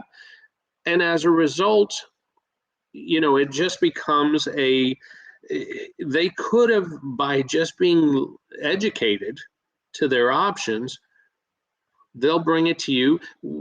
One of my biggest selling points is I tell them I'll pay for the probate. I'll take care of it. When I say we already know about these issues, we already know about the problems, the taxes, all those things. What do you need for you? I'll take care of the probate. And that also allows me to control the deal from start to finish. It allows me to choose the attorney. We can go to Al, we can solve the problem, and he's going to, many times, having the choice of the attorney is just like having the choice of the title company. Because Al, you'll correct me if I'm wrong, but I know I'm not. You get calls from buyers all the time when you're doing the probate. Actually, I don't as many times as you probably think. Really? No, actually, not as often as you think. Maybe a couple in the last week or two, but really, I don't get anybody. I mean, yeah, I'm surprised. I know. I am too with those stats, especially as many filings as I've gone through with probate. But Sure. really, they're I think going straight to seller usually. Well, many times they do, but in my experience, the attorneys that are doing the probates, they get calls and they forward the calls to me. They send me the lead, and that's always a nice way to go. And so choosing your attorney absolutely comes in handy. I would actually throw an idea for you, Al. When you're taking your service, maybe hand out, since I know you're a marketing genius as well, a sticker to put on the door. Put a sticker, probate being done by, and there you go. And when people drive by, they'll look and see, oh, the probate was done by. It'll generate more business for you, and it can help the seller, or it can help the investor who's going through the probate, because it'll bring leads into you that you'll forward to them. Because that'd actually be cool. It's interesting because it's usually the deal's already locked up, right? Like if there's a seller, they got to go through some situation. It was referred by a buyer, and they're already locked up in deals. But Correct. rarely get like somebody off the list that sees the probate going through already that then reaches out directly on my end. Well, what I mean by that is, so when I'm buying a deal, it's a pre-probate, I get the property, I'm going to wholesale it. So if we're doing a probate together and you happen to give me a probate done by, and I put the sticker on the door, they will call. I'm planning on wholesaling the deal. So the leads can get funneled in that way. That would be actually a pretty cool thing. That's just a tweak that I was just thinking of right now that could absolutely help generate your buyer's list for the property before you're even done with the probate. But only thing is, they're usually already locked up. There's already somebody on the buy side. On the buy side already. Sure. Yeah. Okay. Well, it's just a thought in regards to that. I bet you. I bet we could go on and on about this. Oh, we could definitely. It's amazing how far the rabbit hole can go. If anybody hasn't figured out, this is how our calls go. Me and Dave, like we're on the call. It goes back and forth on all this stuff. So we are riffing all the time. Absolutely. You got it. Dave, while I have viewership at the highest point for this whole show, I'm very impressed. So first of all, thank you all for sticking around and staying up. I mean, it's 10:50 at night, East Coast. If you're on the West Coast, maybe different time. But you've all stuck around. I mean, this is amazing. While we have it at the highest point, Dave, sure. Tell everybody about the new niche you're targeting and how it's no competition and how they can join you in this venture today. Absolutely. And much like all the systems that I've ended up going after, I got to tell you, I stumbled onto this one. more of the deals and systems that I've gone through, because one deal at a time are great, of course, but even the big ones, and we've talked about some of the big ones that we're either doing or in the process of doing or have done, they spend quick. My favorite thing is to come up with a system that I can wash, rinse, repeat. That's what really gets into some of the most exciting things. That scenario with the deals over in New Orleans after Hurricane Katrina started with a couple of houses, turned into 653 plus, and have gone into multiple storms and locations after that.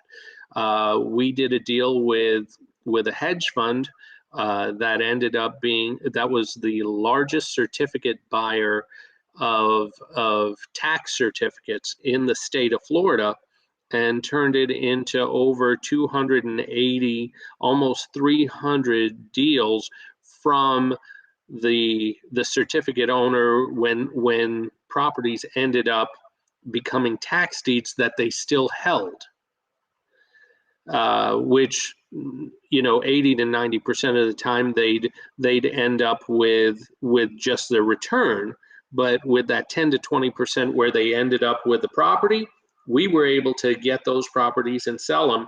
We did almost 300 deals in 1 year from them. Again, it started by just stumbling into the deal with one point and then asking what else you got. And that happens over and over.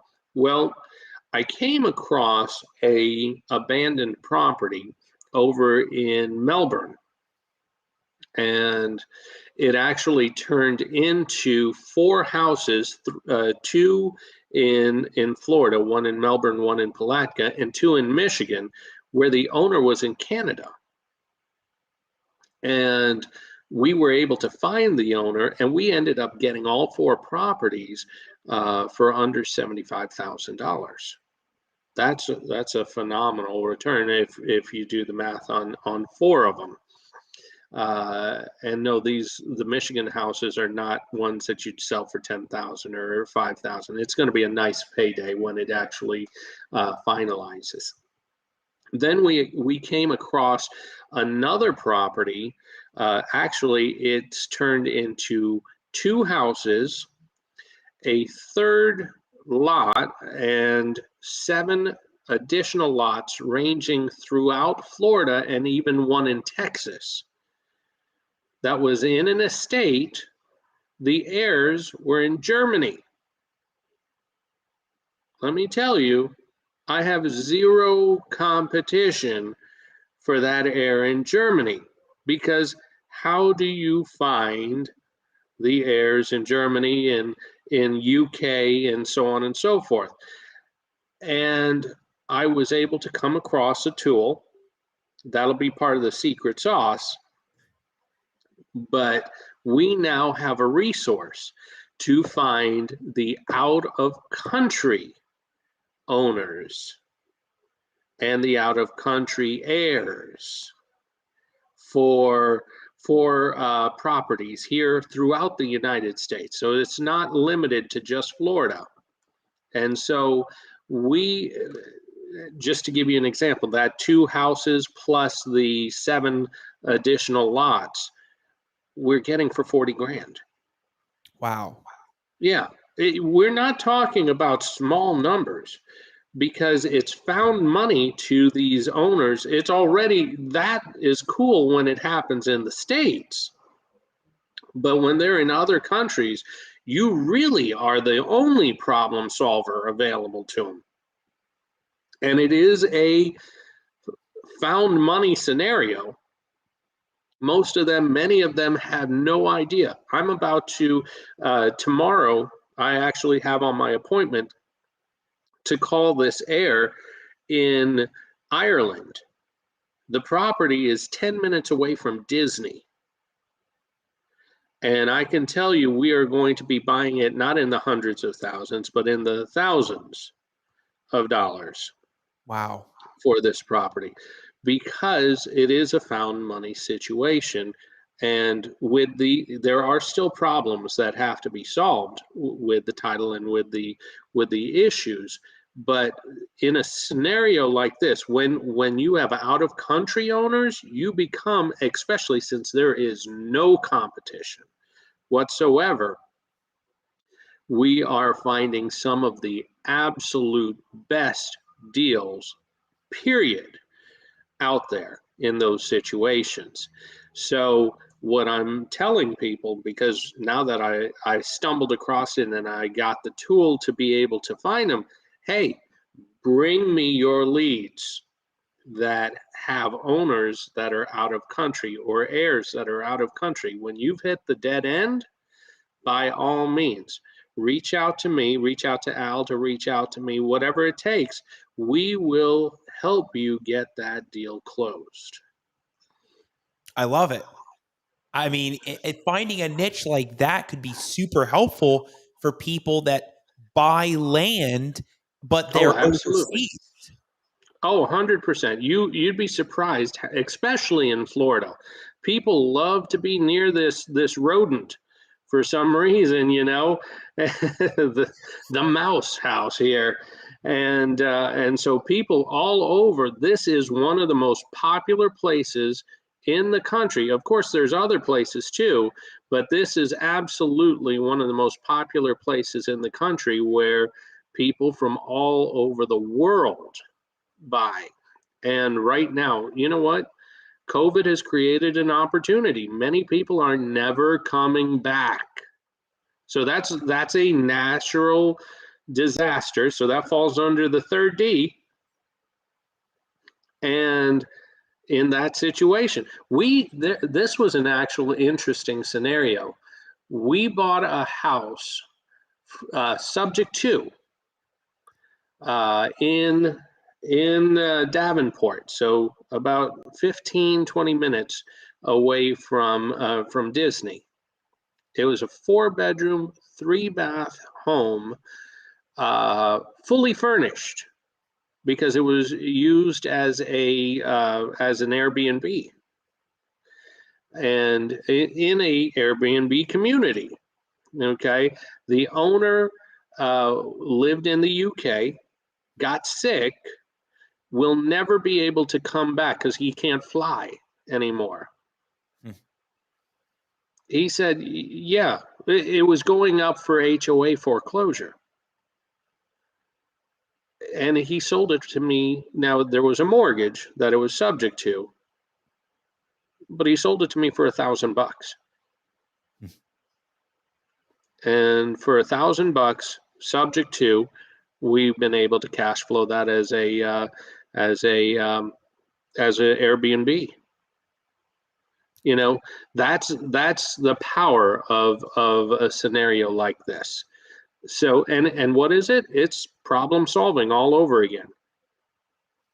So that's the really cool niche that we have stumbled into this year. Actually, over the last couple of months, I should say, and we actually nailed down a relationship that is allowing us to do that, including building the family trees to find who the heirs are overseas. Yeah, because you're really good at doing that, Dave. A lot of Oh people yeah. don't know that. But Dave, you're really good at building that. Like it goes really high, it goes really wide. You'll draw all of it, and you'll have the whole story. So I've seen it firsthand. I've seen that you've done that kind of tree before. So definitely, how can people get in touch with you when they have that scenario, or just in general, they have questions or they need that kind of guidance in that problem solving? How can people get in touch with you, connect with you, find you? Let them know. I'm going to go ahead and give you 2 ways to reach me right now. First of all, on Facebook, I am there under Dave Dey. There you go. It's popped up there. And I'll also give you my email. It's Dave Dey at maxvalue, MAXVALUE, F as in Frank, I as in India, N as in Nancy, S as in Sam, E, R Robert, V Victor.com. So Max Value FinServe. By the way, there's actually a nugget right there. And you know what? We're going to do that real quick screen share. Yeah. Where I told you I was going to go ahead and show you how to find and raise all the private money that you would want to do a deal your first day. In fact, I'll show you how to find it your first day. And Dave, this works in all 50 states. What's the email again? We want to make sure we get that last part in there. Sure, Dave, it's Dave Dey at Max Value Fin, F as in Frank, I, N as in Nancy, serve, SERV.com. MaxValueFinServe.com. Now, so my company name is Max Value Financial Services. Why? Because that sounds better than we buy houses. Right. And many, it doesn't limit you to a cash offer. I offer financial services. You see how that works? When we do the natural disaster investments, it usually is a business. We create single entities for each disaster that we do, and it's usually something along the lines of neighborhood restoration services, blank neighborhood, Panama City neighborhood restoration, different things like that, Houston, New Orleans, et cetera, is neighborhood restoration services. Why? Because we buy your houses while you're down and out, just doesn't have the same ring. So there is an importance to what you name your company to, or how you introduce yourself. It's all about presenting yourself as a service, not as a investor per se.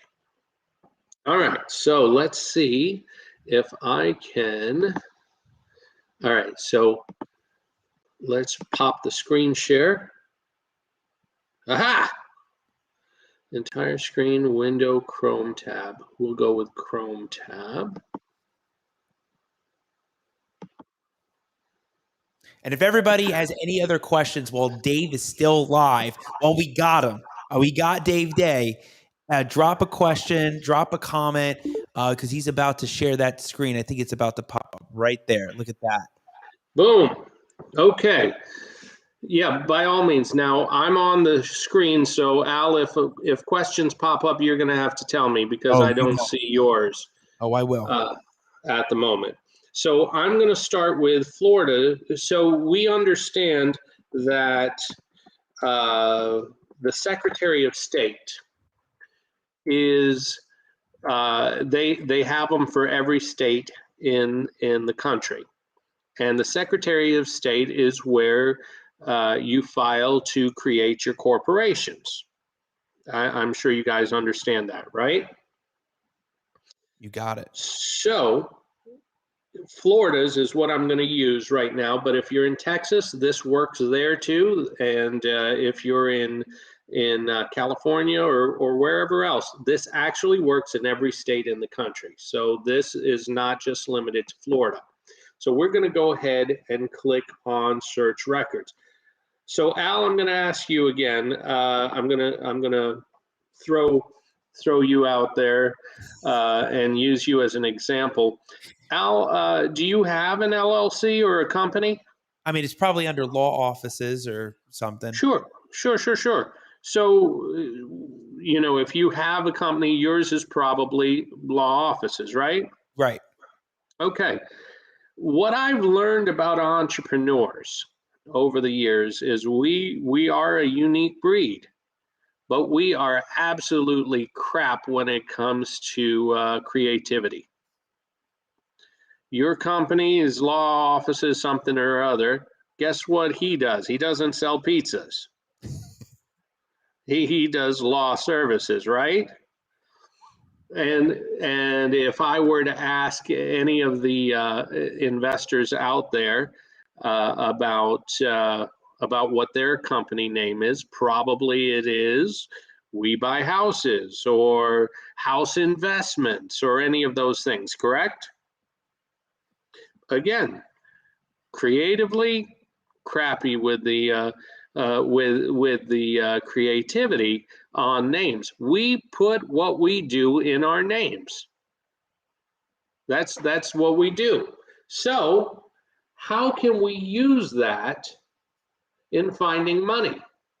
What if we used a couple of keyword searches like private money? Let's search. What have we got here?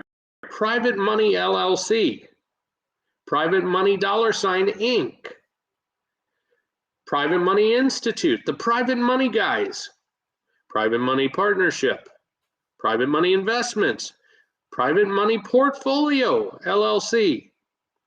Do you think they sell pizzas? Absolutely not. What out here? We have got a private money person. There's their name. There's their information. This is where they're based out of. You literally have found yourself a private money lender. What if we change that name to Private Lend? By the way, in public records, less is more. It could be lending. It could be lending services. We're just going to do Private Lend. Private Lender LLC. Private Lender Network. Private Lender One LLC. Private Lenders of South Florida. Again, no pizza sales here. Private Lending of Jacks. Private Lending Mortgages. We've just found private lenders. And these guys are, what are they? They're either lenders, they're brokers, but they deal with private money. What if we change that to hard money? Hard Money LLC, Hard Money Company, Hard Money Inc., Hard Money Consulting. By the way, you see a lot of inactives here.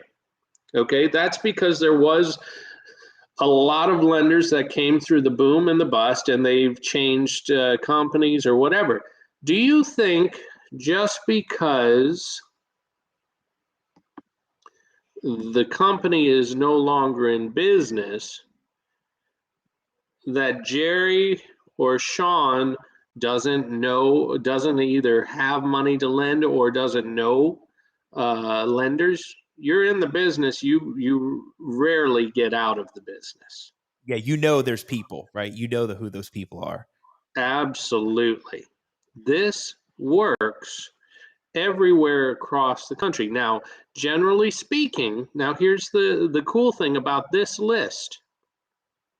Generally speaking, when you call a private lender through public records or something along those lines, you don't ask for money up front because, you know, there's a no-no about you know, cold calling for money. That is a SEC no-no. Okay, you want to build relationships, so on and so forth. By the way, Hard Money Group of South Florida. Watch this. This is a very interesting thing. Is this still sharing? It's a new tab, so I don't know. You're good. You're rolling. Okay, great. I just wanted to make sure we didn't lose it. Watch how powerful this is. We know who the person is. That's the attorney. Where's the contact? Oh, look, here's the phone number. Everything's there. Public records is really powerful. Oh, I don't know if we're seeing it. Where are you seeing that, Dave? So you didn't actually see that. Let me see if I can. Are you still on the? We see your mouse now. You're scrolling there.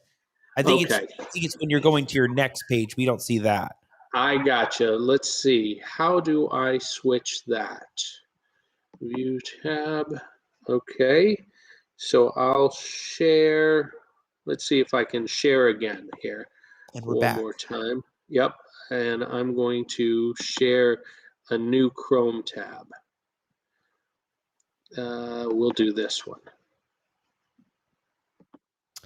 Frank, there we go. Frank, welcome to the Dave Dey episode. So this was one of the documents off of Sunbiz. It was an LC amendment to the corporation, and look what happened. Here's the cover letter, Hard Money Group of South Florida. There's the email address and the company, and there's the phone number. It's there. Public records, like I said, is so powerful. It's absolutely one of the most powerful things there.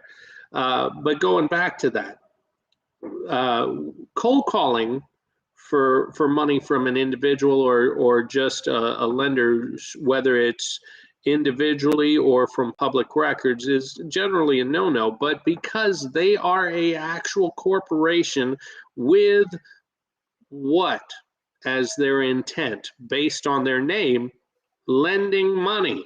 Right. These are people that you can actually call and say, I found you on Sunbiz at Hard Money Lenders, Hard Money Group of South Florida. If you're doing private money, I'd like to tell you about a deal I'm doing. That is actually, they have put themselves out there as a public company with the intention of lending hard money. So that's actually a pretty cool way that you're allowed to go after it a little bit better. So, all right. Did that help? Did that give anybody a little bit of Frank? How you doing, buddy? Did that help anybody as an idea on how you can use public records to find money? Yeah, drop a comment if this is really helping, because I mean, Dave, people are sticking around watching this. I know that they're here, they're watching you do this. So people, if you have any questions about what Dave's doing and the strategy about how to access these public records, yeah, Danny Lopez said gold. I mean, yeah, absolutely gold. If you have questions for him, and he'll share the screen. I mean, that's why I love that feature, Dave, because then you could show us. Oh, that's cool. Absolutely. I couldn't figure out. So Frank's taking notes. I know he's taking notes. So I love it. Yeah. No, that's the cool thing. Again, we're not talking about guessing and theory. I just walked you through a few steps that if you take the steps, if you actually walk through the process, 1 + 1 will equal 2. How did we find the document? So we did a name search first, and we typed in keywords. By the way, that actually also works for other things. Development, and say you have land that you want to sell, that's a potential development deal. If you typed in keywords of what you're trying to find, development, if you happen to have a unique type of property, I absolutely love the unique type of properties with a unique type of buyer. I'll work the keyword search in the company names, and sure enough, there's more buyers there. Hey, if you happen to come across a car wash that you want to sell, guess what? Type in the keyword with car wash, and you may very likely find a car wash company that might be interested in buying another one. So just a couple of real cool ways. But so the documents, once you pull up the name of the company, you click on the company, you go down to the bottom of Sunbiz, and you will see their filings that are the corporation filings each time. Now, what you'll see is before 2009, people would handwrite the filings, and they would include phone numbers and emails. Now they are primarily digital, and they don't include them unless you see an LC amendment. If you see an LC amendment in Sunbiz, that is going to include a phone number and an email. So that's kind of one of those unicorn findings. We just happened to hit one on that one, so I wanted to point it out to you on that side. Dave, this is all amazing. You know we're going to have you back as a guest, right? Like, I certainly hope so. I was auditioning for season 4. Yeah, we're going to have you back for sure. We'll make sure that everybody knows it's going to be the ultimate masterclass part 2 of Dave Dey, going over all of this stuff. So I love it. Everybody, thank you all for sticking around and watching Dave's masterful approach to all of these problem-solving issues and how you get through it and ways you can go through the records and go find these deals, because they're everywhere, right? A lot of people will say, Dave, they'll say, the market's really high, there's low inventory, it's hard to find a deal. And I remember I was at the New View conference, and I was like, no, that's not how a lot of people talk about it. The cash geeks, you ask them and they'll say there's tons of deals, right? You ask a lot 100%. of other investors that are out there that are getting deals, and they're going to say there's deals out there. So again, like Dave said, The deals are there. It's just a matter of how you break down the public records. So again, it was amazing to have that told, and everybody's listening, taking notes. Well, I did promise one more thing. So if you got the time, I know we're at the 216 mark. I promised you a way that you could get at least one deal a month without marketing, without sales calls, without text blasts or any of those things. Let it rip. All right. So, and I'll make it a pretty quick approach, but if you follow the steps, you will get at least one deal a month with just this one process. So we were talking about the D's and the root, but one of the pain points that come from that is code enforcement, right? Right. Well, most people will go ahead and get the list, and they'll get it from ListSource or from some other resource, and they'll go ahead and text blast or call blast and all those things. Many times you won't get them because that's one of the hardest calls to mass blast out to, because most of the time the reason the code enforcement is there is because it was abandoned. So you're very often not going to be able to find them under a mass approach.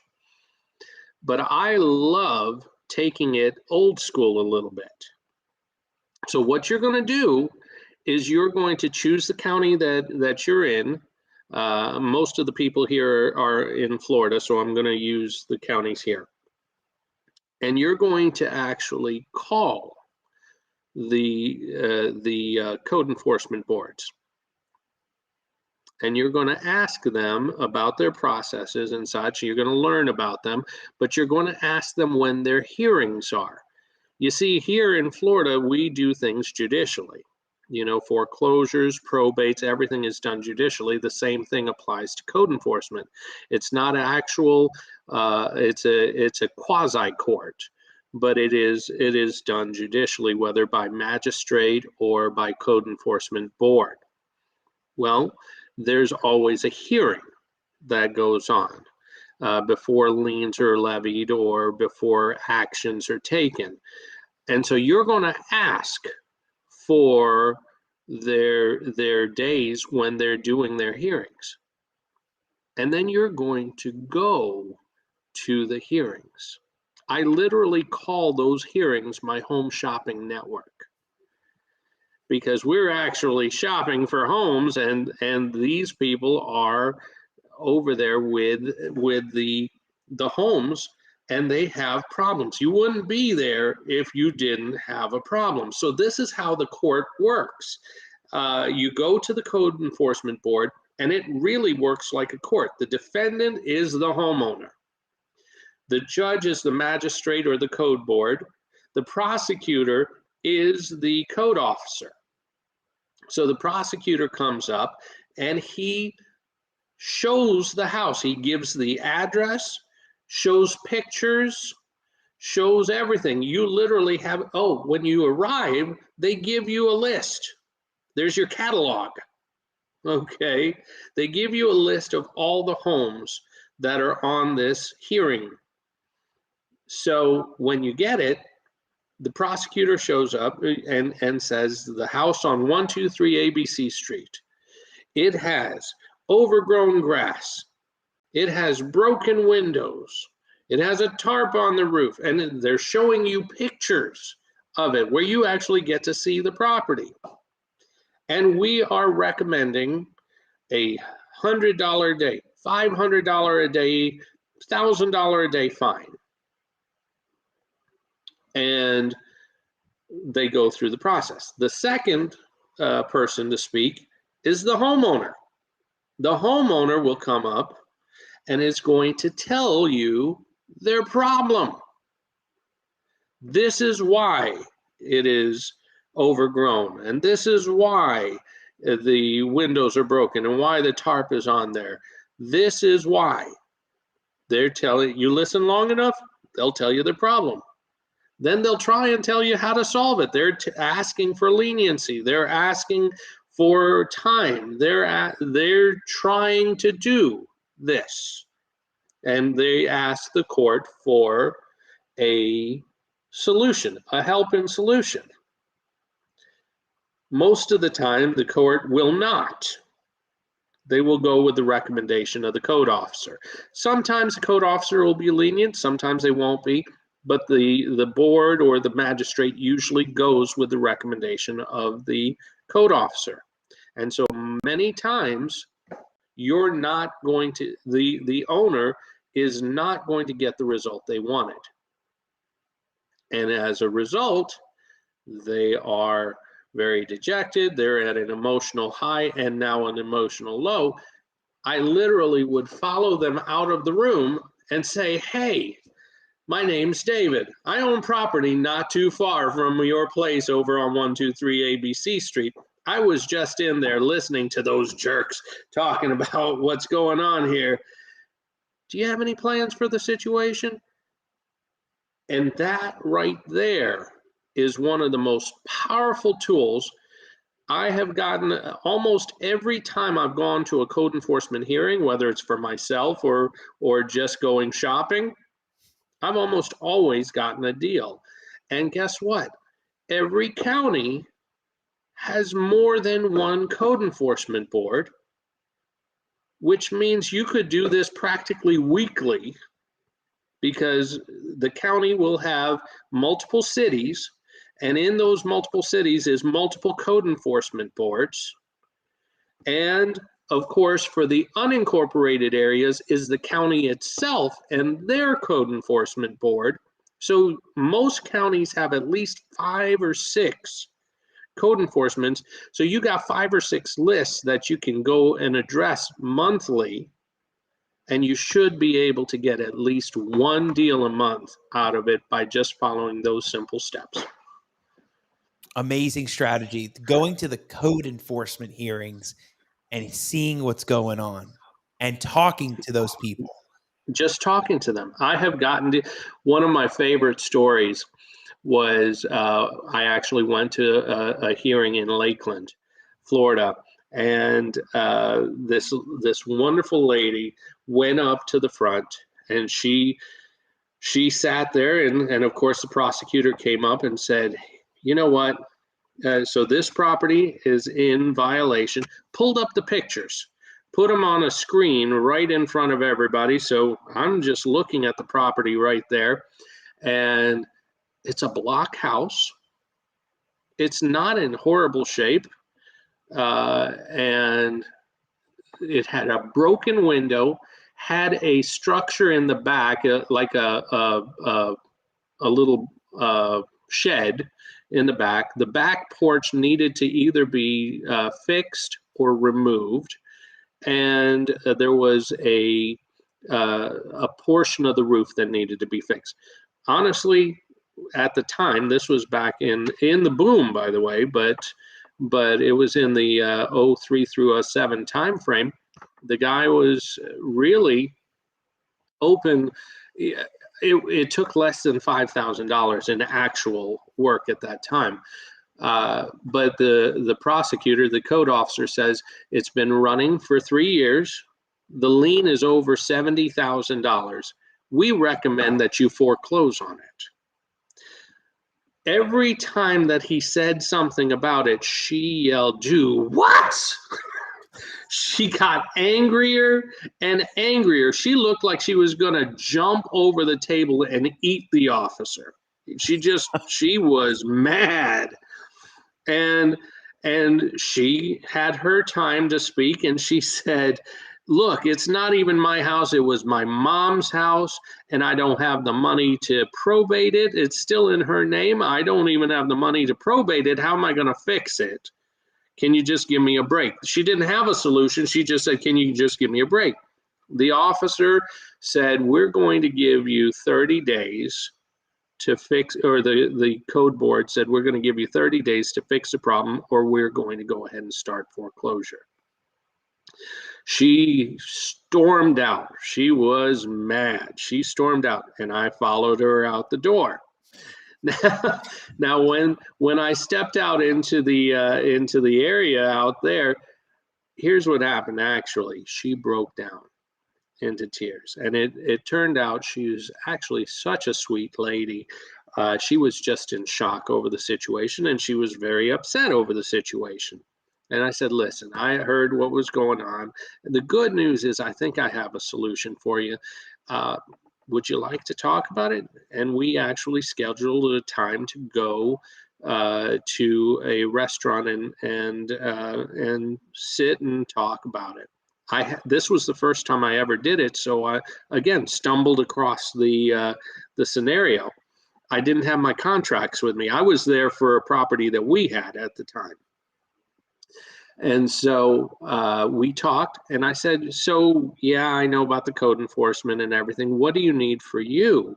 She said, look, I only care. My son's living in the house, but he's going to have to move out anyways. So if I can get him a down payment for another place, that'd be fine. I said, what are you talking about with a down payment? She said, maybe $5,000. I was like, $5,000. Let's go ahead and get together tomorrow and let's see if we can put something together. I'm going to tell you that night I actually had guilt pangs. I had guilt pangs about it because I knew that, yeah, it's at $70,000, but I knew I was going to be able to reduce it to 10% without negotiating. And if I could negotiate, I could probably get less. Right. And so I was like, shoot, I don't know if I can do this. I feel like I might be taking advantage. And so I made a decision. I was going to tell her, I was going to come clean, and I was going to tell her everything, and just, I was going to give up the deal. I'm going to help her out.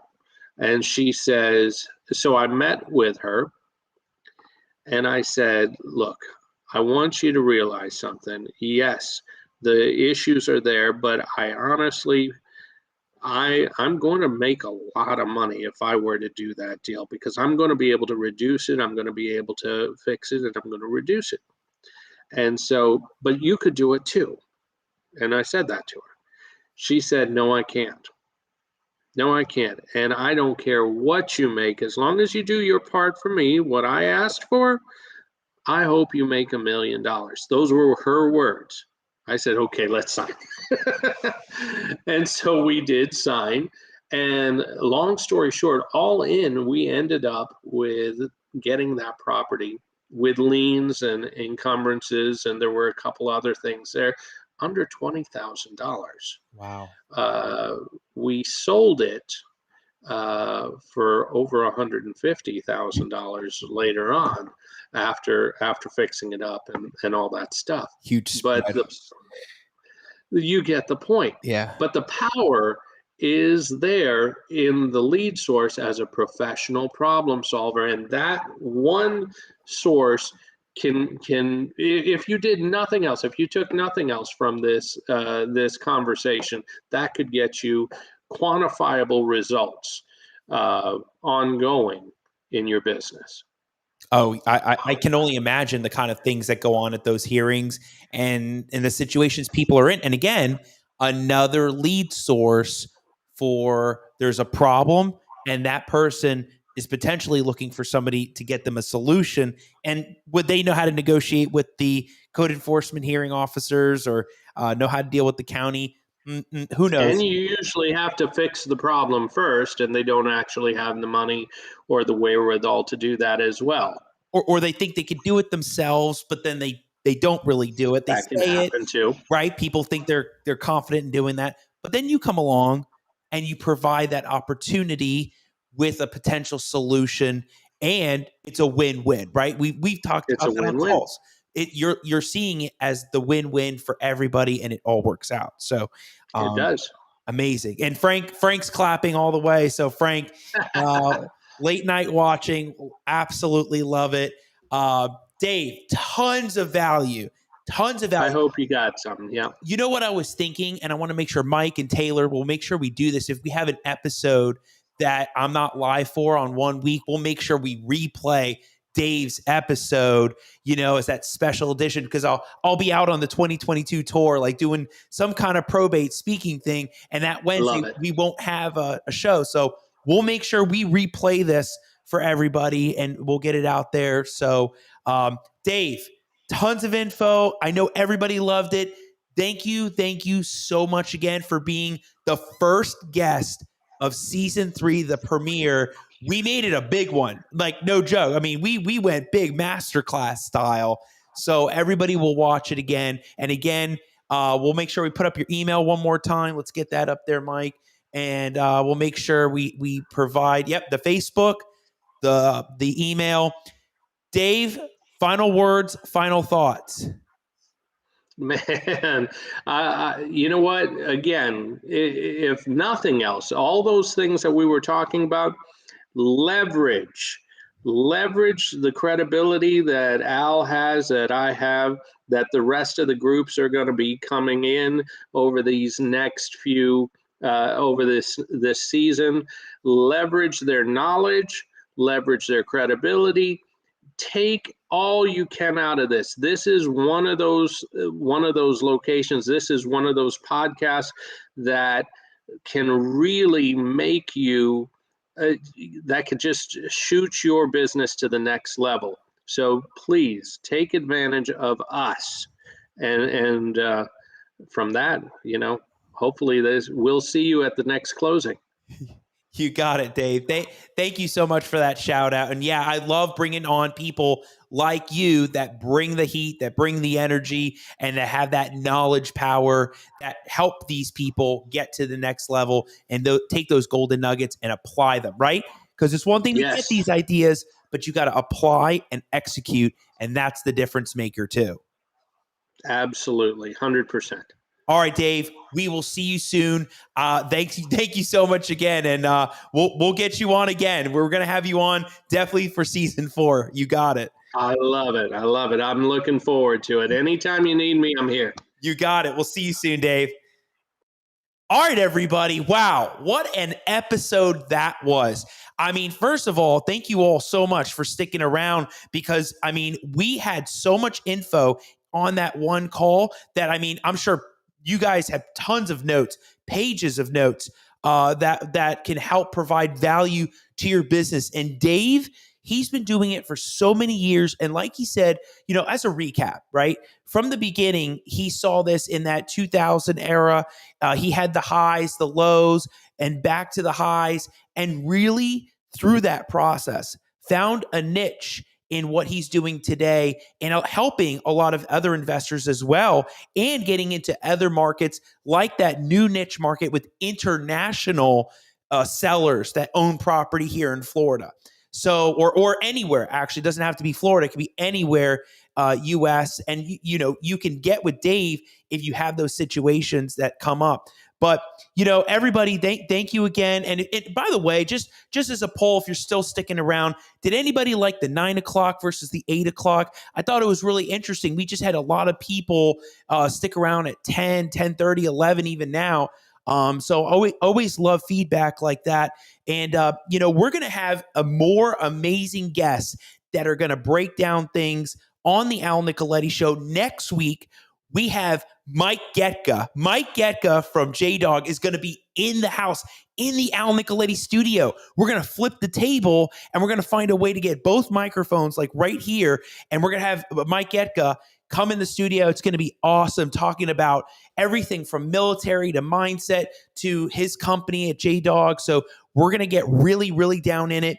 And I would say, stick around for all of season 3. There's tons of interviews and tons of guests. Thank you, Alicia. Thank you, Lori. Thank you, Frank. Everybody for sticking around. Dylan. It takes you all too. I want to hear your feedback on the people that we have and the value in these people and what they're doing, or if you have any suggestions for things that you're looking for or types of guests. Like we had a whole Airbnb month in 2021. We had so many, we had an attorney, we had stagers, we had people that were doing rentals. So we have people that are getting into niche markets. So we love having people like Dave talk about the leads and the opportunities and problem solving. So again, everybody, thank you for season 3, the premiere. I can't wait for more guests to come on the episode. I am signing off for tonight. The 2022 tour continues with Al Nicoletti, and I will see you next Wednesday night at 8 p.m. for Mike Gecka. I'll see you then. Good night, everybody. Have a great one.